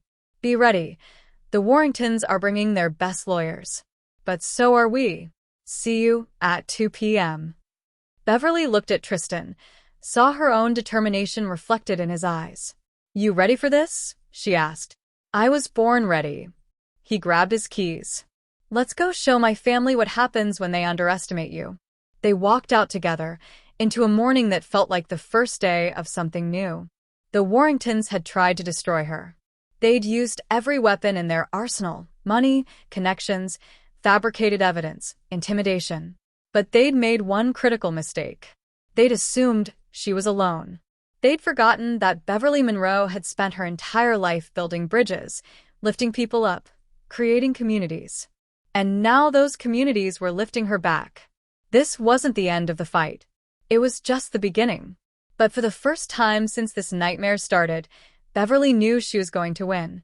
The federal courthouse was a fortress of marble and glass, and by the time Beverly and Tristan arrived at 1:30 p.m., it was surrounded by news vans. Reporters swarmed the moment they stepped out of the car, shouting questions. Ms. Monroe, are the allegations against you true? Tristan, do you stand by your wife against your family? Is it true the Warrington Foundation defrauded the government? Tristan's hand tightened around Beverly's as they pushed through the crowd. Patricia Clark was waiting at the courthouse entrance with two other Justice Department attorneys. Don't answer anything, Patricia said, ushering them inside. Save it for the judge. The courtroom was already packed. Beverly scanned the gallery and felt her breath catch. The entire front row was filled with people from her community. Mrs. Clark sat there in her best dress, her daughter Patricia beside her. Vivian was there, along with a dozen MDI staff members and volunteers. Deshawn, the teenager who'd gotten his first job through their program, sat next to families Beverly had helped secure housing for. Her people, her community, her army. And on the opposite side of the aisle sat the Warringtons. Eleanor wore a cream-colored suit that probably cost more than most people's monthly rent, her hair perfectly coiffed, her expression serene and confident. Reginald sat beside her in a $1,000 suit, looking every inch the philanthropic patriarch. Blair was there too, along with a team of attorneys that seemed to fill half the courtroom. They looked untouchable, unbreakable. They looked like they'd already won. Eleanor's eyes found Beverly across the courtroom, and her smile was cold as winter. She leaned over to whisper something to one of her attorneys, never breaking eye contact with Beverly. The message was clear. You're still nothing. You can't win. All rise. Judge Morrison entered, a black woman in her 60s with a reputation for being brilliant, tough, and completely immune to political pressure. Patricia had said getting Morrison assigned to this case was a miracle. Looking at her now, Beverly believed it. Please be seated. Judge Morrison surveyed the packed courtroom with raised eyebrows. Well, this is quite the circus. Let's be clear from the outset. I don't care who you are, how much money you have, or how many congressmen you play golf with. In this courtroom, we deal in facts and law. Nothing else. Understood? Yes, Your Honor, came the chorus from both sides. good. We're here on an emergency motion for preliminary injunction filed by the Justice Department against the Warrington Foundation. Let's hear it. Patricia stood, and Beverly was struck by how commanding she looked. This daughter of an immigrant caterer, standing in federal court, about to take on one of the state's most powerful families. Your Honor, the United States has uncovered a systematic pattern of fraud, housing discrimination, and civil rights violations perpetrated by the Warrington Foundation over the past 5 years. The foundation has used federal grants and nonprofit status to execute gentrification schemes that have displaced hundreds of low-income families, primarily people of color, while enriching the Warrington family's private real estate holdings. She pulled up a presentation on the courtroom screens. This isn't speculation. We have documents showing shell companies created to fabricate community partnerships. We have testimony from displaced families. We have financial records proving the foundation's affordable housing projects were converted to luxury developments within months of completion. And we have evidence that the foundation is currently attempting to defraud the Commerce Department out of $10 million to execute another such scheme. The Warrington's lead attorney, a silver-haired man named Harrison Burke, who charged $1,500 an hour, stood smoothly. Your Honor, these are serious allegations being made without proper investigation, without due process, and based largely on the word of a disgruntled ex-employee and a federal worker who is married to the foundation director's son. The conflicts of interest here are staggering. Mr. Burke, Judge Morrison interrupted, I've read the briefing. The Justice Department has been investigating for 18 months. That's plenty of investigation. And Ms. Monroe's marriage is irrelevant to the documentary evidence. Continue, Ms. Clark. Patricia smiled. Thank you, Your Honor. We're requesting an immediate injunction preventing the Warrington Foundation from receiving any federal funds, freezing their assets pending investigation, and prohibiting them from continuing operations until this matter is resolved. That would destroy the foundation, Burke protested. Thousands of people depend on their charitable work. The only people who depend on the foundation are the Warringtons themselves, Patricia countered. Your Honor, we have evidence that over 70% of foundation funds ultimately flow back to Warrington family-controlled entities. This isn't charity. It's money laundering with good PR. Objection. Burke was on his feet. That's inflammatory and unsupported. Is it? Patricia pulled up another document. This is the foundation's tax return from last year. And this, another document appeared, is the actual cash flow analysis our forensic accountants completed. Notice anything interesting? Judge Morrison leaned forward, studying the screens. The declared charitable disbursements don't match the actual money trail. Exactly. Money goes out to community partners and then cycles back through real estate purchases, consulting fees, and management contracts, all controlled by Warrington subsidiaries. Burke's face was reddening. Your Honor, this is a complex nonprofit structure that requires. It requires honesty, Mr. Burke, which appears to be in short supply. Judge Morrison looked at the Warrington table. I'm inclined to grant the injunction unless you can show me something compelling that contradicts this evidence. Eleanor Warrington whispered urgently to Burke. He nodded, stood again. Your Honor, we can absolutely refute these allegations. But first, I'd like to address the elephant in the room, the credibility of the Justice Department star witness, Ms. Beverly Monroe. Beverly's stomach dropped. Burke pulled out his own documents. Ms. Monroe is not the selfless public servant she's being portrayed as. She's used her federal position to direct grants to her own organization. She's accessed grant files she was supposed to be recused from. She's coordinated with a disgraced ex-employee to fabricate evidence. And most damningly, he paused for effect, she's being investigated by her own agency's ethics office for corruption. That investigation was dropped, Patricia interjected, because the allegations were fabricated by your clients. Was it?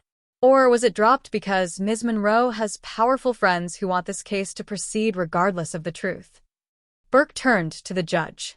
Your Honor, the foundation has counter-evidence showing offshore accounts in Ms. Monroe's name, payments to Diane Mercer, and computer forensics proving she accessed files after her recusal. We're prepared to present all of it.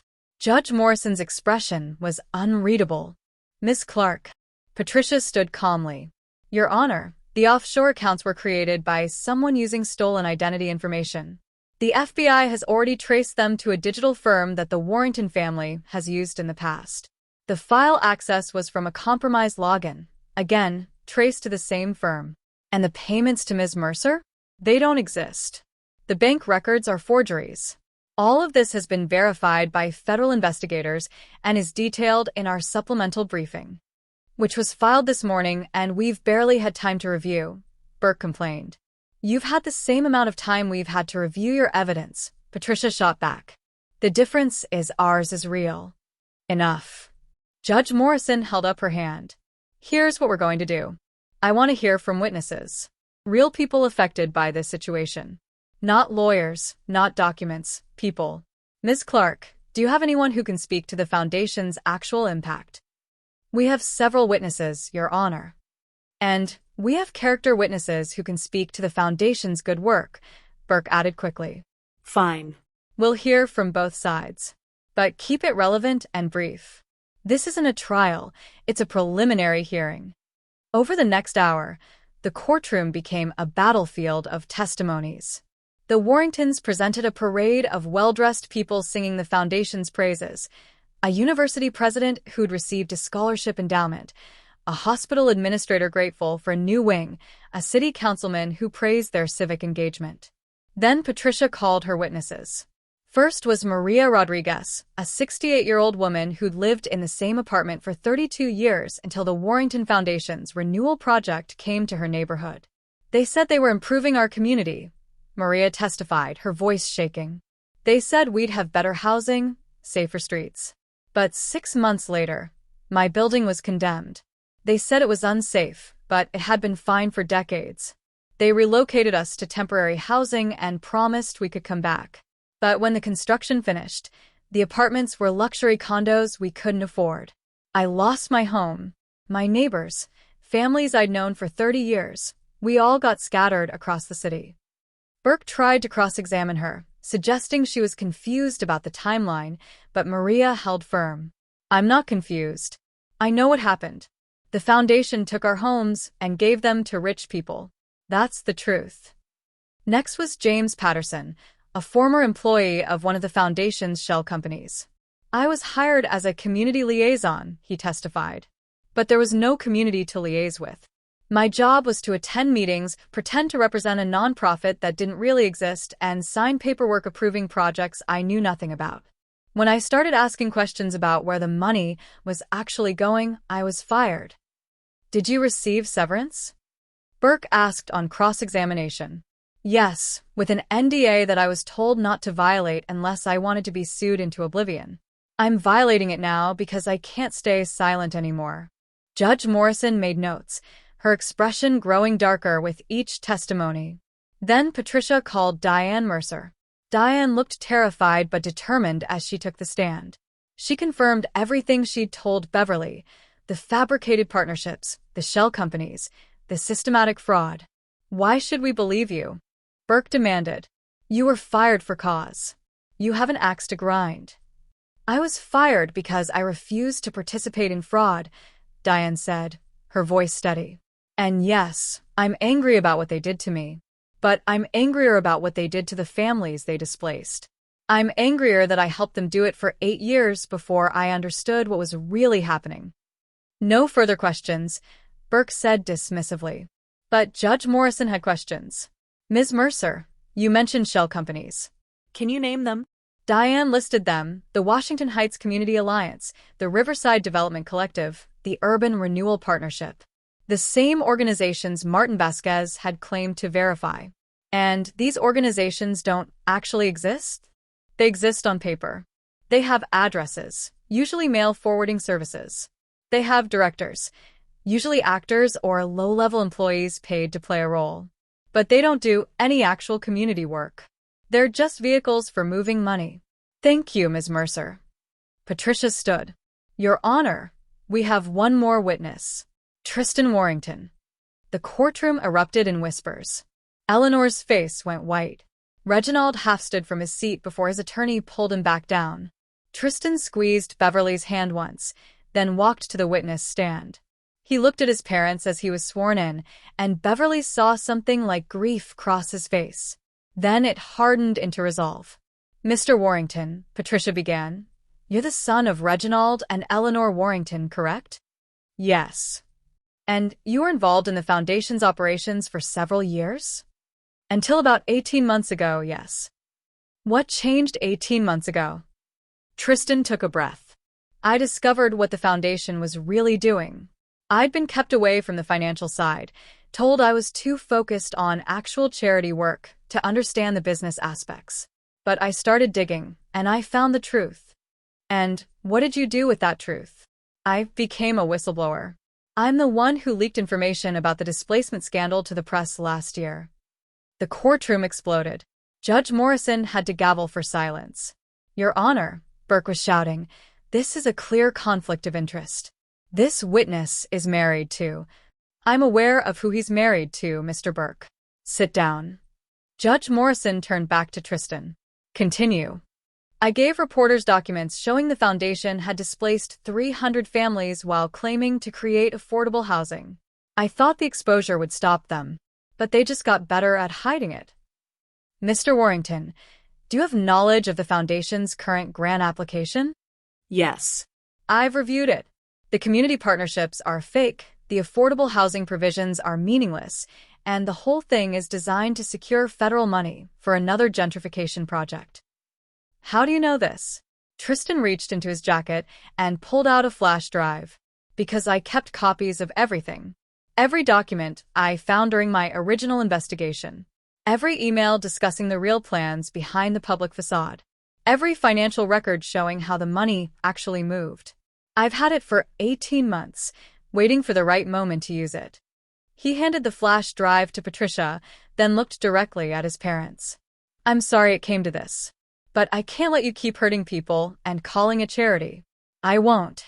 Eleanor's face was a mask of fury and betrayal. Reginald looked like he'd aged 10 years in 10 seconds. But it was Blair who shocked everyone. She stood suddenly, her voice ringing out across the courtroom. He's lying. Judge Morrison's gavel came down hard. Ms. Warrington, sit down. No. You don't understand. Tristan doesn't have all the information. He doesn't know. She turned to her parents, and her expression was wild, desperate. Tell them. Tell them the truth before this gets worse. Blair, Reginald's voice was warning, dangerous. Sit down. Now.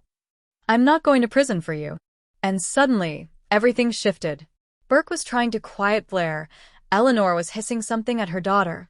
Reginald was on his feet, and Blair was backing away from them, toward the judge's bench. Your Honor, I want to make a deal. I have information about the foundation's operations that my parents don't even know about. I can give you everything, but I want immunity. The courtroom went silent. Judge Morrison leaned forward. Ms. Warrington, I strongly suggest you consult with an attorney before. I don't need an attorney. I need immunity. Because the fraud is worse than anyone knows, and if I'm going down for it, I'm taking everyone with me. Patricia and her team were conferring rapidly. After a moment, Patricia stood. Your Honor, if Ms. Warrington has information material to our investigation, the Justice Department would be willing to discuss cooperation in exchange for testimony. Blair, don't you dare, Eleanor hissed. But Blair ignored her. The shell companies, the fake partnerships, the displacement schemes, those were my ideas. I built the whole system. My parents signed off on it, but they didn't understand the details. They just wanted results and plausible deniability. Why are you doing this? Reginald's voice was broken. Blair laughed bitterly. Because you were going to let me take the fall. I heard you talking to the lawyers yesterday. You were going to blame everything on me, say I went rogue, that you had no idea what I was doing. You were going to sacrifice me to save yourselves.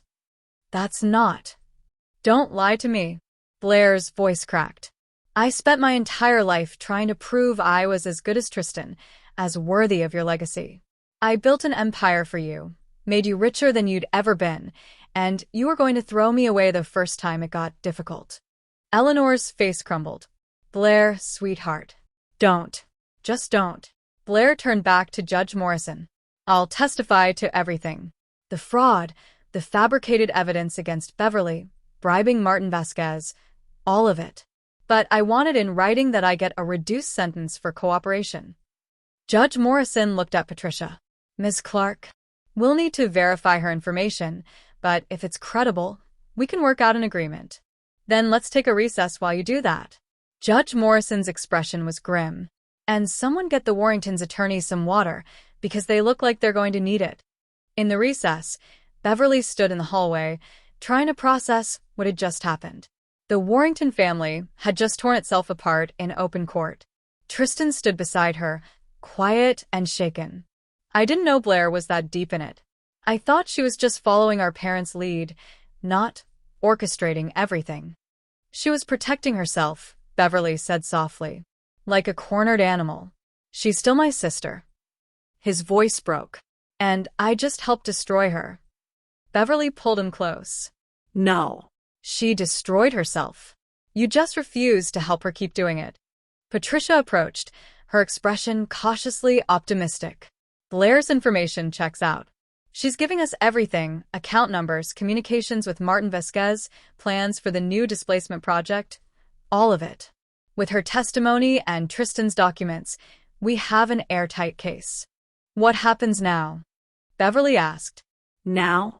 Judge Morrison grants our injunction. The foundation is shut down, assets frozen. Blair gets a cooperation agreement. She'll still face charges but reduced. And Reginald and Eleanor. Patricia's smile was sharp. They're going to prison. When court reconvened, Judge Morrison's ruling was swift and devastating. I've reviewed the evidence presented, including Ms. Warrington's testimony. The United States has shown more than sufficient cause for immediate intervention. The preliminary injunction is granted. All Warrington Foundation operations are hereby suspended. All assets are frozen pending full investigation. The Commerce Department grant application is denied and permanently barred. She looked at Reginald and Eleanor. Mr. and Mrs. Warrington, I'm also ordering you to surrender your passports. You're both flight risks, and frankly, I wouldn't trust you as far as I could throw this gavel. If either of you attempts to leave the jurisdiction, you'll be held in contempt and remanded to custody. Understood? Yes, Your Honor, came Reginald's hollow reply. Eleanor said nothing, her face blank with shock. Judge Morrison's gaze swept the courtroom and landed on Beverly. Ms. Monroe, I want to commend you for your courage. It takes extraordinary strength to stand up to powerful people, especially when they're trying to destroy you. The allegations against you were clearly fabricated, and I'm directing the Commerce Department to expunge any reference to them from your record.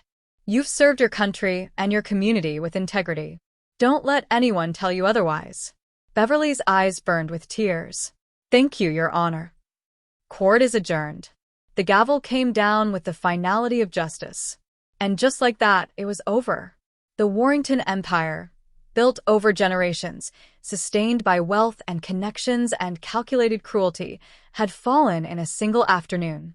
Beverly turned to find her community surrounding her. Mrs. Clark was crying, hugging her daughter. Vivian was pumping her fist in the air. Deshawn was grinning like he'd just won the lottery. They'd won. Actually won. Tristan stood apart from the celebration, watching his parents being escorted out by federal marshals. His face was a landscape of grief and relief, loss and liberation. Beverly went to him, took his hand. I'm okay, he said, though tears were streaming down his face. I'm sad, but I'm okay. You did the right thing. I know. Doesn't make it hurt less. No. But we'll get through it. Together. He kissed her forehead, held her close. Together. Outside the courthouse, reporters were screaming questions, but Beverly barely heard them. She was looking at Tristan, at Vivian, at her community, at Patricia Clark, this army of people who'd fought beside her. She thought of her mother one last time. You grow so big they can't ignore you, and then you use that size to lift up everybody they tried to step on. Beverly had grown. She'd fought. She'd won. And now? Now she'd rebuild something better from the ashes.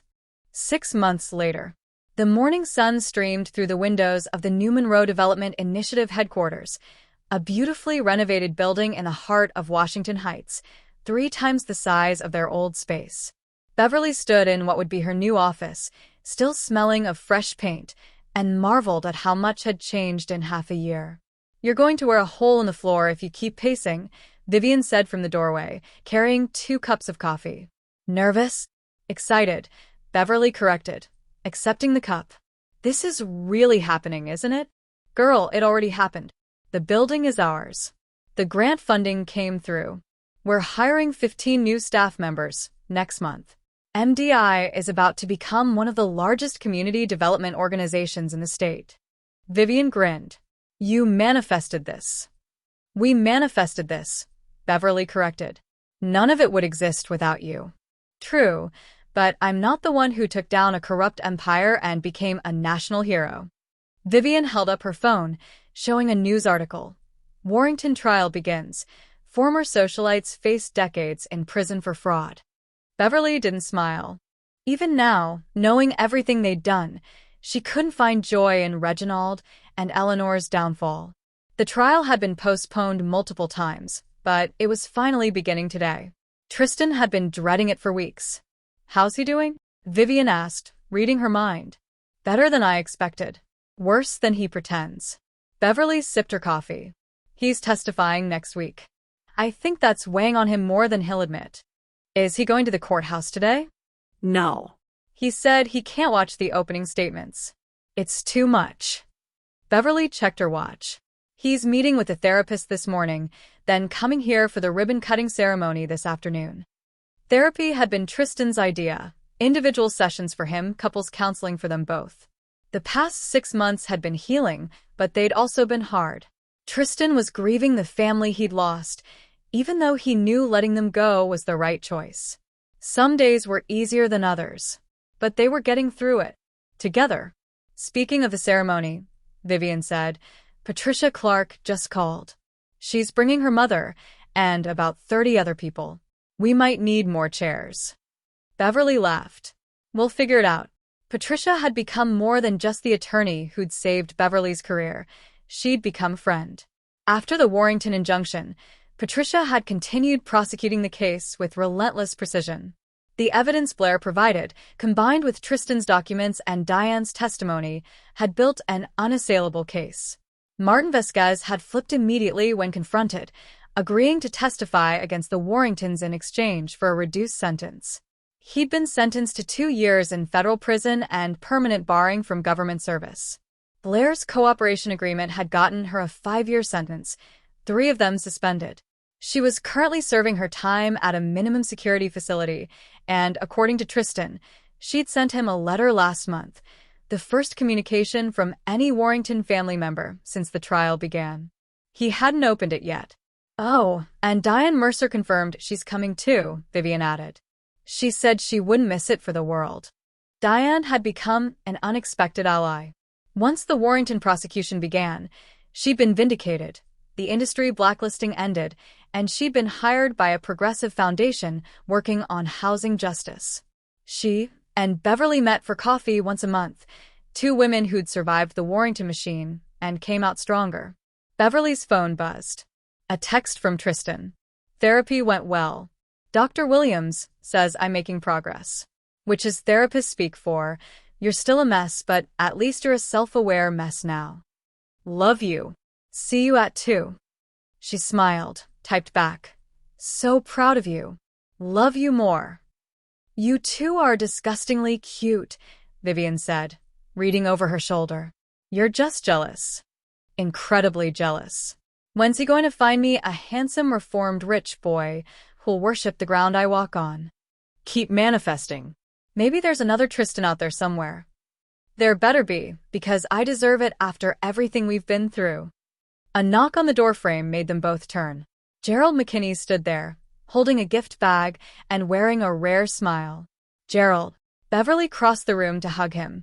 "You came early. Wanted to see the place before the crowds arrived. And to give you this." He handed her the bag. "Congratulations on the new building. You've earned it." Inside was a framed photograph, Beverly at her Commerce Department desk 3 years ago, back when MDI was still operating out of the converted warehouse, back before any of this had happened. She looked so young, so hopeful, so unaware of what was coming. "Where did you get this?" "Took it during an office event. I saved it because I knew even then you were going somewhere important." Gerald's expression grew serious. "Beverly, I owe you an apology. When the ethics allegations first came through, I doubted you. Just for a moment, but I doubted." "Gerald, let me finish. You handled an impossible situation with more integrity than most people could manage in a lifetime. You were threatened, intimidated, nearly destroyed, and you never compromised your principles. I should have known that from the beginning. Should have trusted you, without hesitation. You did trust me. You assigned the investigation fairly. You kept an open mind, and when the truth came out, you supported me completely. That's all I could ask for. Still. I'm sorry. He squeezed her shoulder. And I'm proud of you. We all are. After Gerald left to tour the building, Beverly stood alone in her new office, looking at that old photograph. 3 years ago, she'd been a woman with a dream and not much else. Today, she was the director of a multi-million-dollar organization, a federal employee whose career had survived attempted destruction, a wife to a man she loved beyond measure, and, most importantly, someone who'd proven that integrity could win against power. It hadn't been easy. There had been moments she'd wanted to quit, wanted to run, wanted to accept defeat. But she'd kept fighting. And she'd won. The ribbon-cutting ceremony began at 2 p.m., and the turnout was overwhelming. The new MDI building's lobby was packed with hundreds of people, community members, former clients, local politicians, federal officials, reporters, and supporters. Someone had hung a banner that read, "Built by community, for community." Beverly stood at the front with Vivian, Gerald, Patricia, and Diane, looking out at the sea of faces. And there, in the second row, was Tristan. He looked tired but present, his eyes finding hers immediately. He smiled, and she felt her heart squeeze with love. "Ready," Vivian whispered. "Ready." Beverly stepped up to the microphone, and the room quieted. "Thank you all for being here today. This building, this organization, exists because of you. Because you believed that community development should actually serve communities. Because you showed up when I needed you most. Because you refused to let powerful people silence the truth." She paused, gathering her thoughts.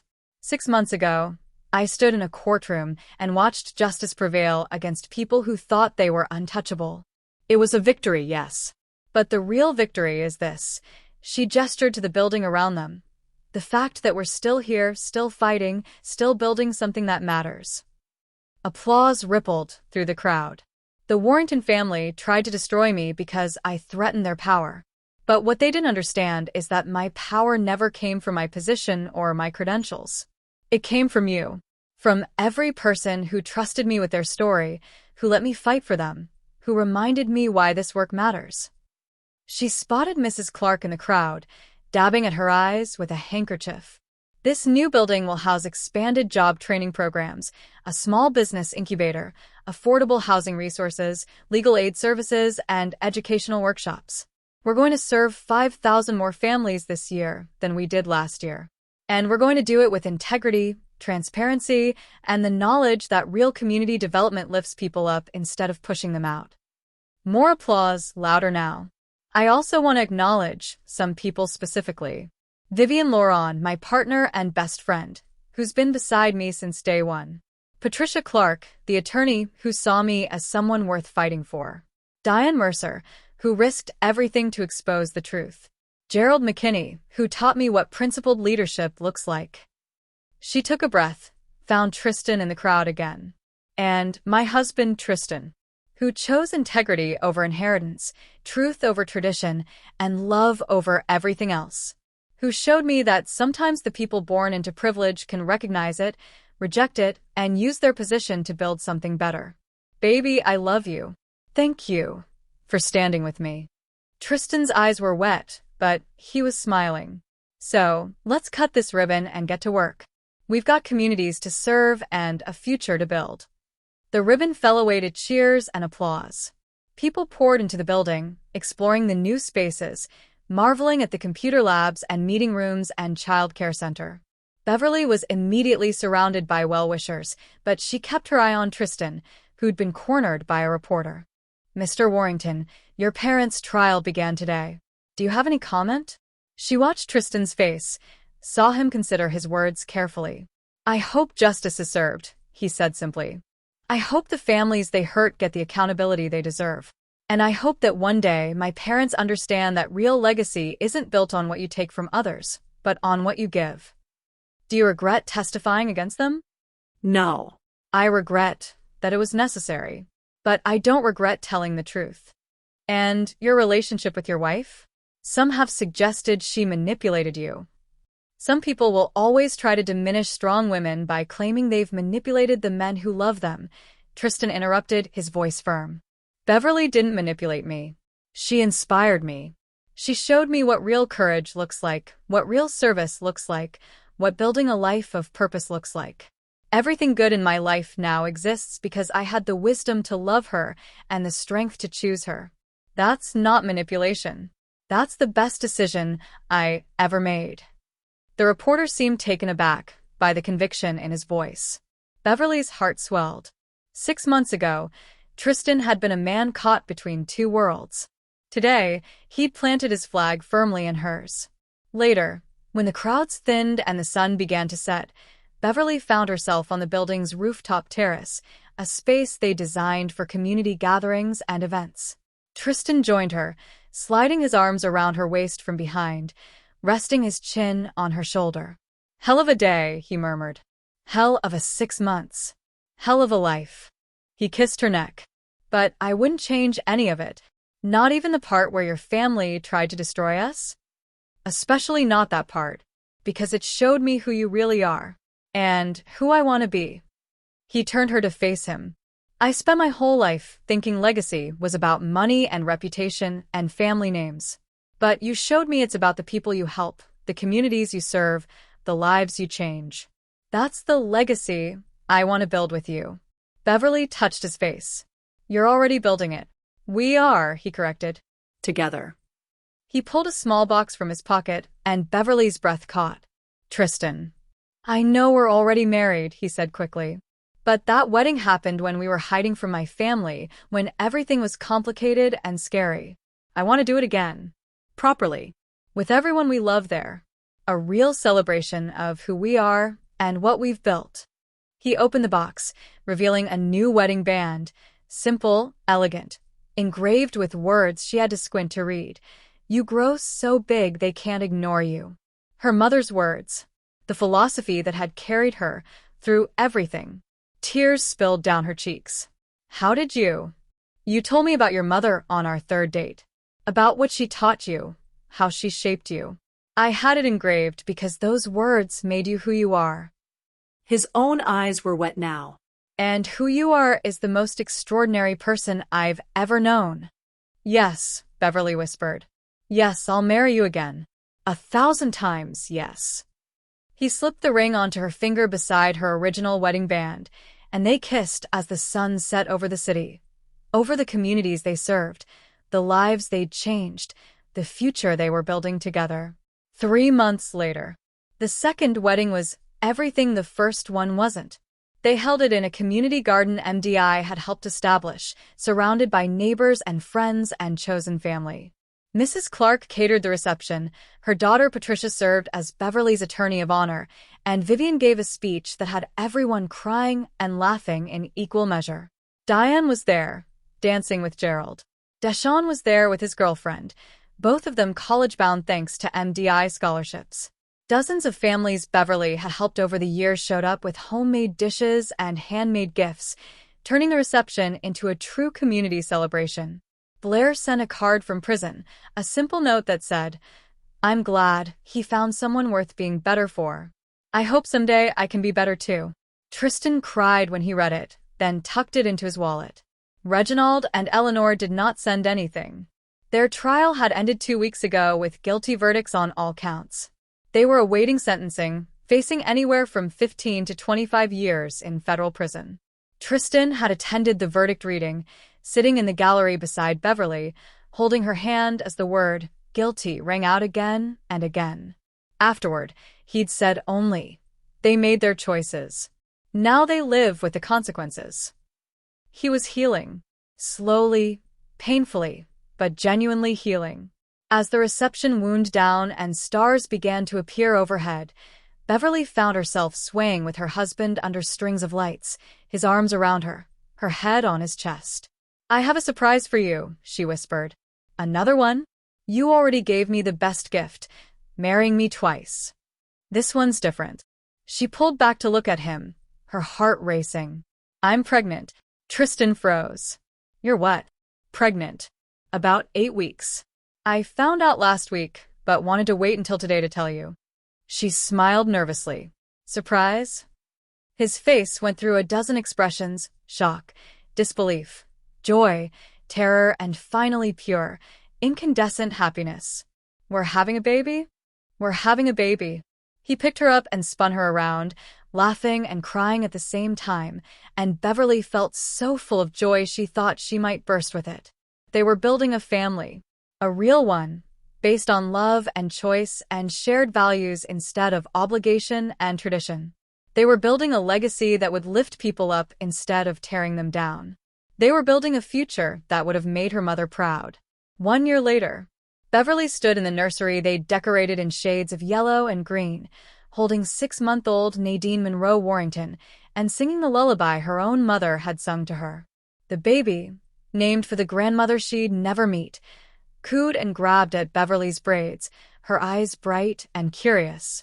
She's going to be a handful, Tristan said from the doorway, watching them with undisguised adoration. Just like her mother. Good. The world needs more women who refuse to be quiet. He crossed the room to wrap his arms around both of them. The world needs more women like you, period. Beverly's phone buzzed with an email notification. She shifted the baby to check it, then felt her breath catch. What is it? Tristan asked. The Commerce Department.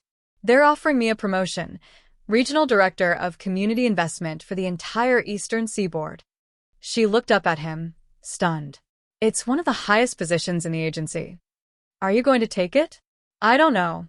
It would mean more travel, less time at MDI, less time with Nadine. But more influence, Tristan finished. More power to shape policy, to fund programs like MDI across multiple states, to change the system from the inside. Is that what I should do? Change the system from the inside. I think you should do whatever calls to you. You've proven you can fight from any position, inside the system, outside it, in courtrooms, in communities. The question is, where do you want to fight next? Beverly looked down at her daughter, thought about the world she was inheriting. A world still shaped by inequality and injustice, but also by people willing to fight for something better. She thought about her mother, who'd worked in factories and dreamed of more for her daughter. She thought about Mrs. Clark, who'd started a business at 71 because someone finally believed in her. She thought about Maria Rodriguez, who'd lost her home but testified anyway because someone needed to tell the truth. She thought about all the women who'd been told they were too much or not enough, too loud or too quiet, too ambitious or too complacent. And she thought about Nadine, this perfect tiny human who would grow up in a world where her mother had proven that Black women could fight empires and win, could marry for love and thrive, could build legacies that mattered. I'm going to take the promotion, Beverly decided. And I'm going to use it to fund 100 organizations like MDI. 1,000. I'm going to change policy so that community development actually serves communities. I'm going to grow so big they can't ignore me, and then I'm going to lift up everyone they try to step on. Tristan kissed her temple. That's my wife. That's our daughter's mother, Beverly corrected. And I'm going to make sure she inherits a better world than the one I was born into. 5 years later, the auditorium was packed for Beverly's keynote speech at the National Community Development Conference. At 35, she'd become one of the most influential voices in economic justice, having overseen the distribution of over $2 billion in federal grants to community organizations across the eastern United States. MDI had expanded to 6 cities under Vivian's leadership, and the policy reforms Beverly had championed had fundamentally changed how the government approached community investment. But today, she wasn't speaking as a federal director or an organizational founder. Today, she was speaking as someone who'd survived, fought, and won. When I was 30 years old, she began, I married a man whose family thought I was nothing. They offered me money to disappear. They fabricated evidence to destroy my career. They tried to break me because I threatened their power. She paused, looked out at the audience. Hundreds of community organizers, nonprofit leaders, activists, and changemakers. I'm telling you this not because my story is unique, but because it isn't. How many of you have been underestimated? How many have been told you're not good enough, smart enough, connected enough to make real change? Hands rose across the auditorium. Hundreds of them. How many have been threatened by powerful people who wanted to silence you? More hands. How many have thought about giving up because the fight seemed too hard, the odds too stacked, the system too rigged? Nearly every hand in the room. I understand. I've been there. I've stood in that moment where surrender seemed like the only option, where fighting back seemed impossible. She leaned forward. But here's what I learned. You are never as powerless as they want you to believe. Your community is never as small as they want you to think. And the truth is never as fragile as they hope it is. She clicked to the next slide, a photo of the original MDI warehouse, tiny and rundown but full of hope. This is where I started. One building, 2 staff members. A dream that community development should actually serve communities. Next slide. The new MDI headquarters, beautiful and bustling. This is where we are now. 6 locations, 200 staff members, serving 50,000 families a year. Next slide. A map of the Eastern Seaboard, dotted with hundreds of pins representing funded organizations. And this is what we've built together. Every pin represents a community organization we've funded, a neighborhood we've invested in, lives we've changed. We didn't do this by being quiet or compliant or grateful for scraps. We did it by fighting. By organizing. By refusing to accept a system designed to keep us powerless. The applause was thunderous. The Warrington family thought they could destroy me because I was one woman with limited resources. What they didn't understand is that I was never alone. I had community. I had people who believed in me, who fought beside me, who lifted me up when I couldn't stand on my own. She thought of Vivian, of Patricia, of Diane, of Gerald, of Tristan, of her mother. That's the secret they don't want you to know. Together, we're unstoppable. Organized, we're unbreakable. Committed to justice, we're inevitable. She clicked to her final slide, a photo of 5-year-old Nadine at an MDI community event, helping to serve food to families. This is my daughter. She's growing up in a world where she knows her mother fought an empire and won. Where she sees that integrity matters more than wealth, that community matters more than status, that justice is worth fighting for even when the odds seem impossible. Beverly's voice grew stronger, filled with conviction. She's growing up in a world we're building together, a world where power serves people instead of oppressing them, where community development actually develops communities, where Black women and all marginalized people don't have to fight for basic respect because we've already taken the power to define ourselves. Standing ovation. The entire auditorium on its feet. So, I'm asking you, what world are you building? What legacy are you creating? What fight are you choosing? She paused, let the questions hang in the air. Because the Warringtons of the world are counting on you to give up. They're counting on you to stay small, stay quiet, stay in your place. And the greatest act of resistance, the most powerful statement you can make, is to grow anyway, to fight anyway, to build anyway. She smiled, thinking of her mother one last time. Grow so big they can't ignore you, and then use that size to lift up everyone they tried to step on. The applause was deafening. That evening, Beverly returned to her hotel room to find Tristan and Nadine waiting. Her daughter ran to her immediately, throwing small arms around her legs.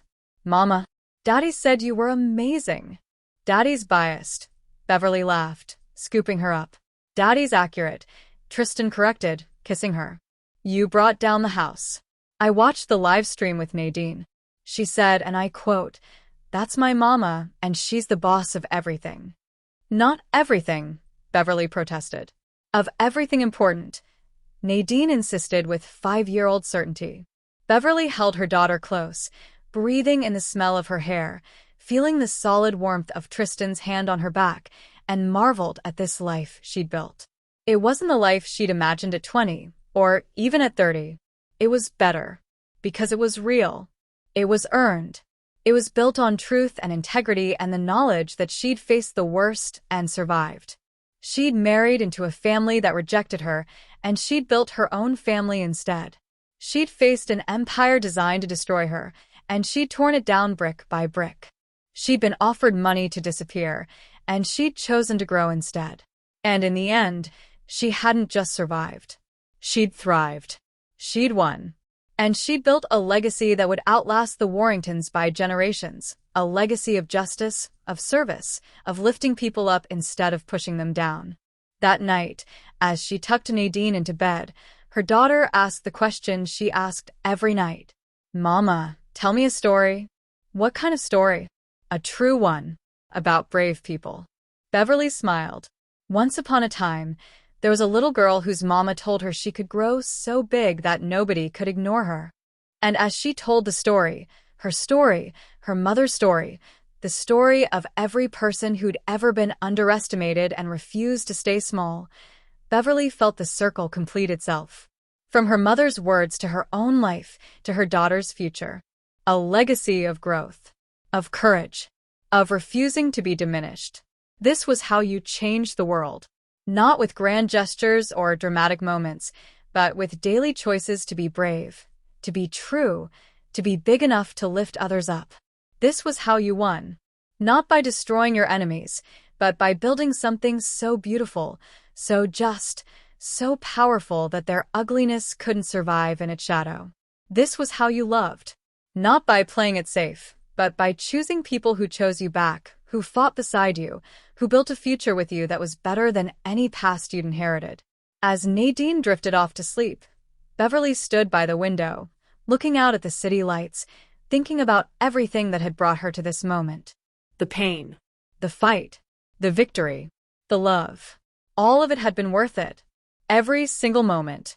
And tomorrow, she'd wake up and fight again. Not because she had to prove anything anymore, but because there were still communities to serve, still people to lift up, still a world to change. Because that's what love looked like in action. That's what legacy meant. That's what it meant to grow so big they couldn't ignore you. And then use that size to lift up everyone they tried to step on.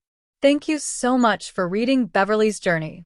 If this story touched your heart, inspired you, or made you believe in the power of integrity and community, please leave a comment telling me which part of the story resonated with you most. Subscribe to this channel if you haven't already. We tell stories about real people overcoming impossible odds, and you don't want to miss them. Share this story with someone who needs to hear it. We all know someone fighting their own empire, and sometimes a story like this is the reminder they need that they can win. Where are you watching from? What battles are you fighting? Let's build a community in the comments. Remember, you're never as powerless as they want you to believe. You're stronger than you know.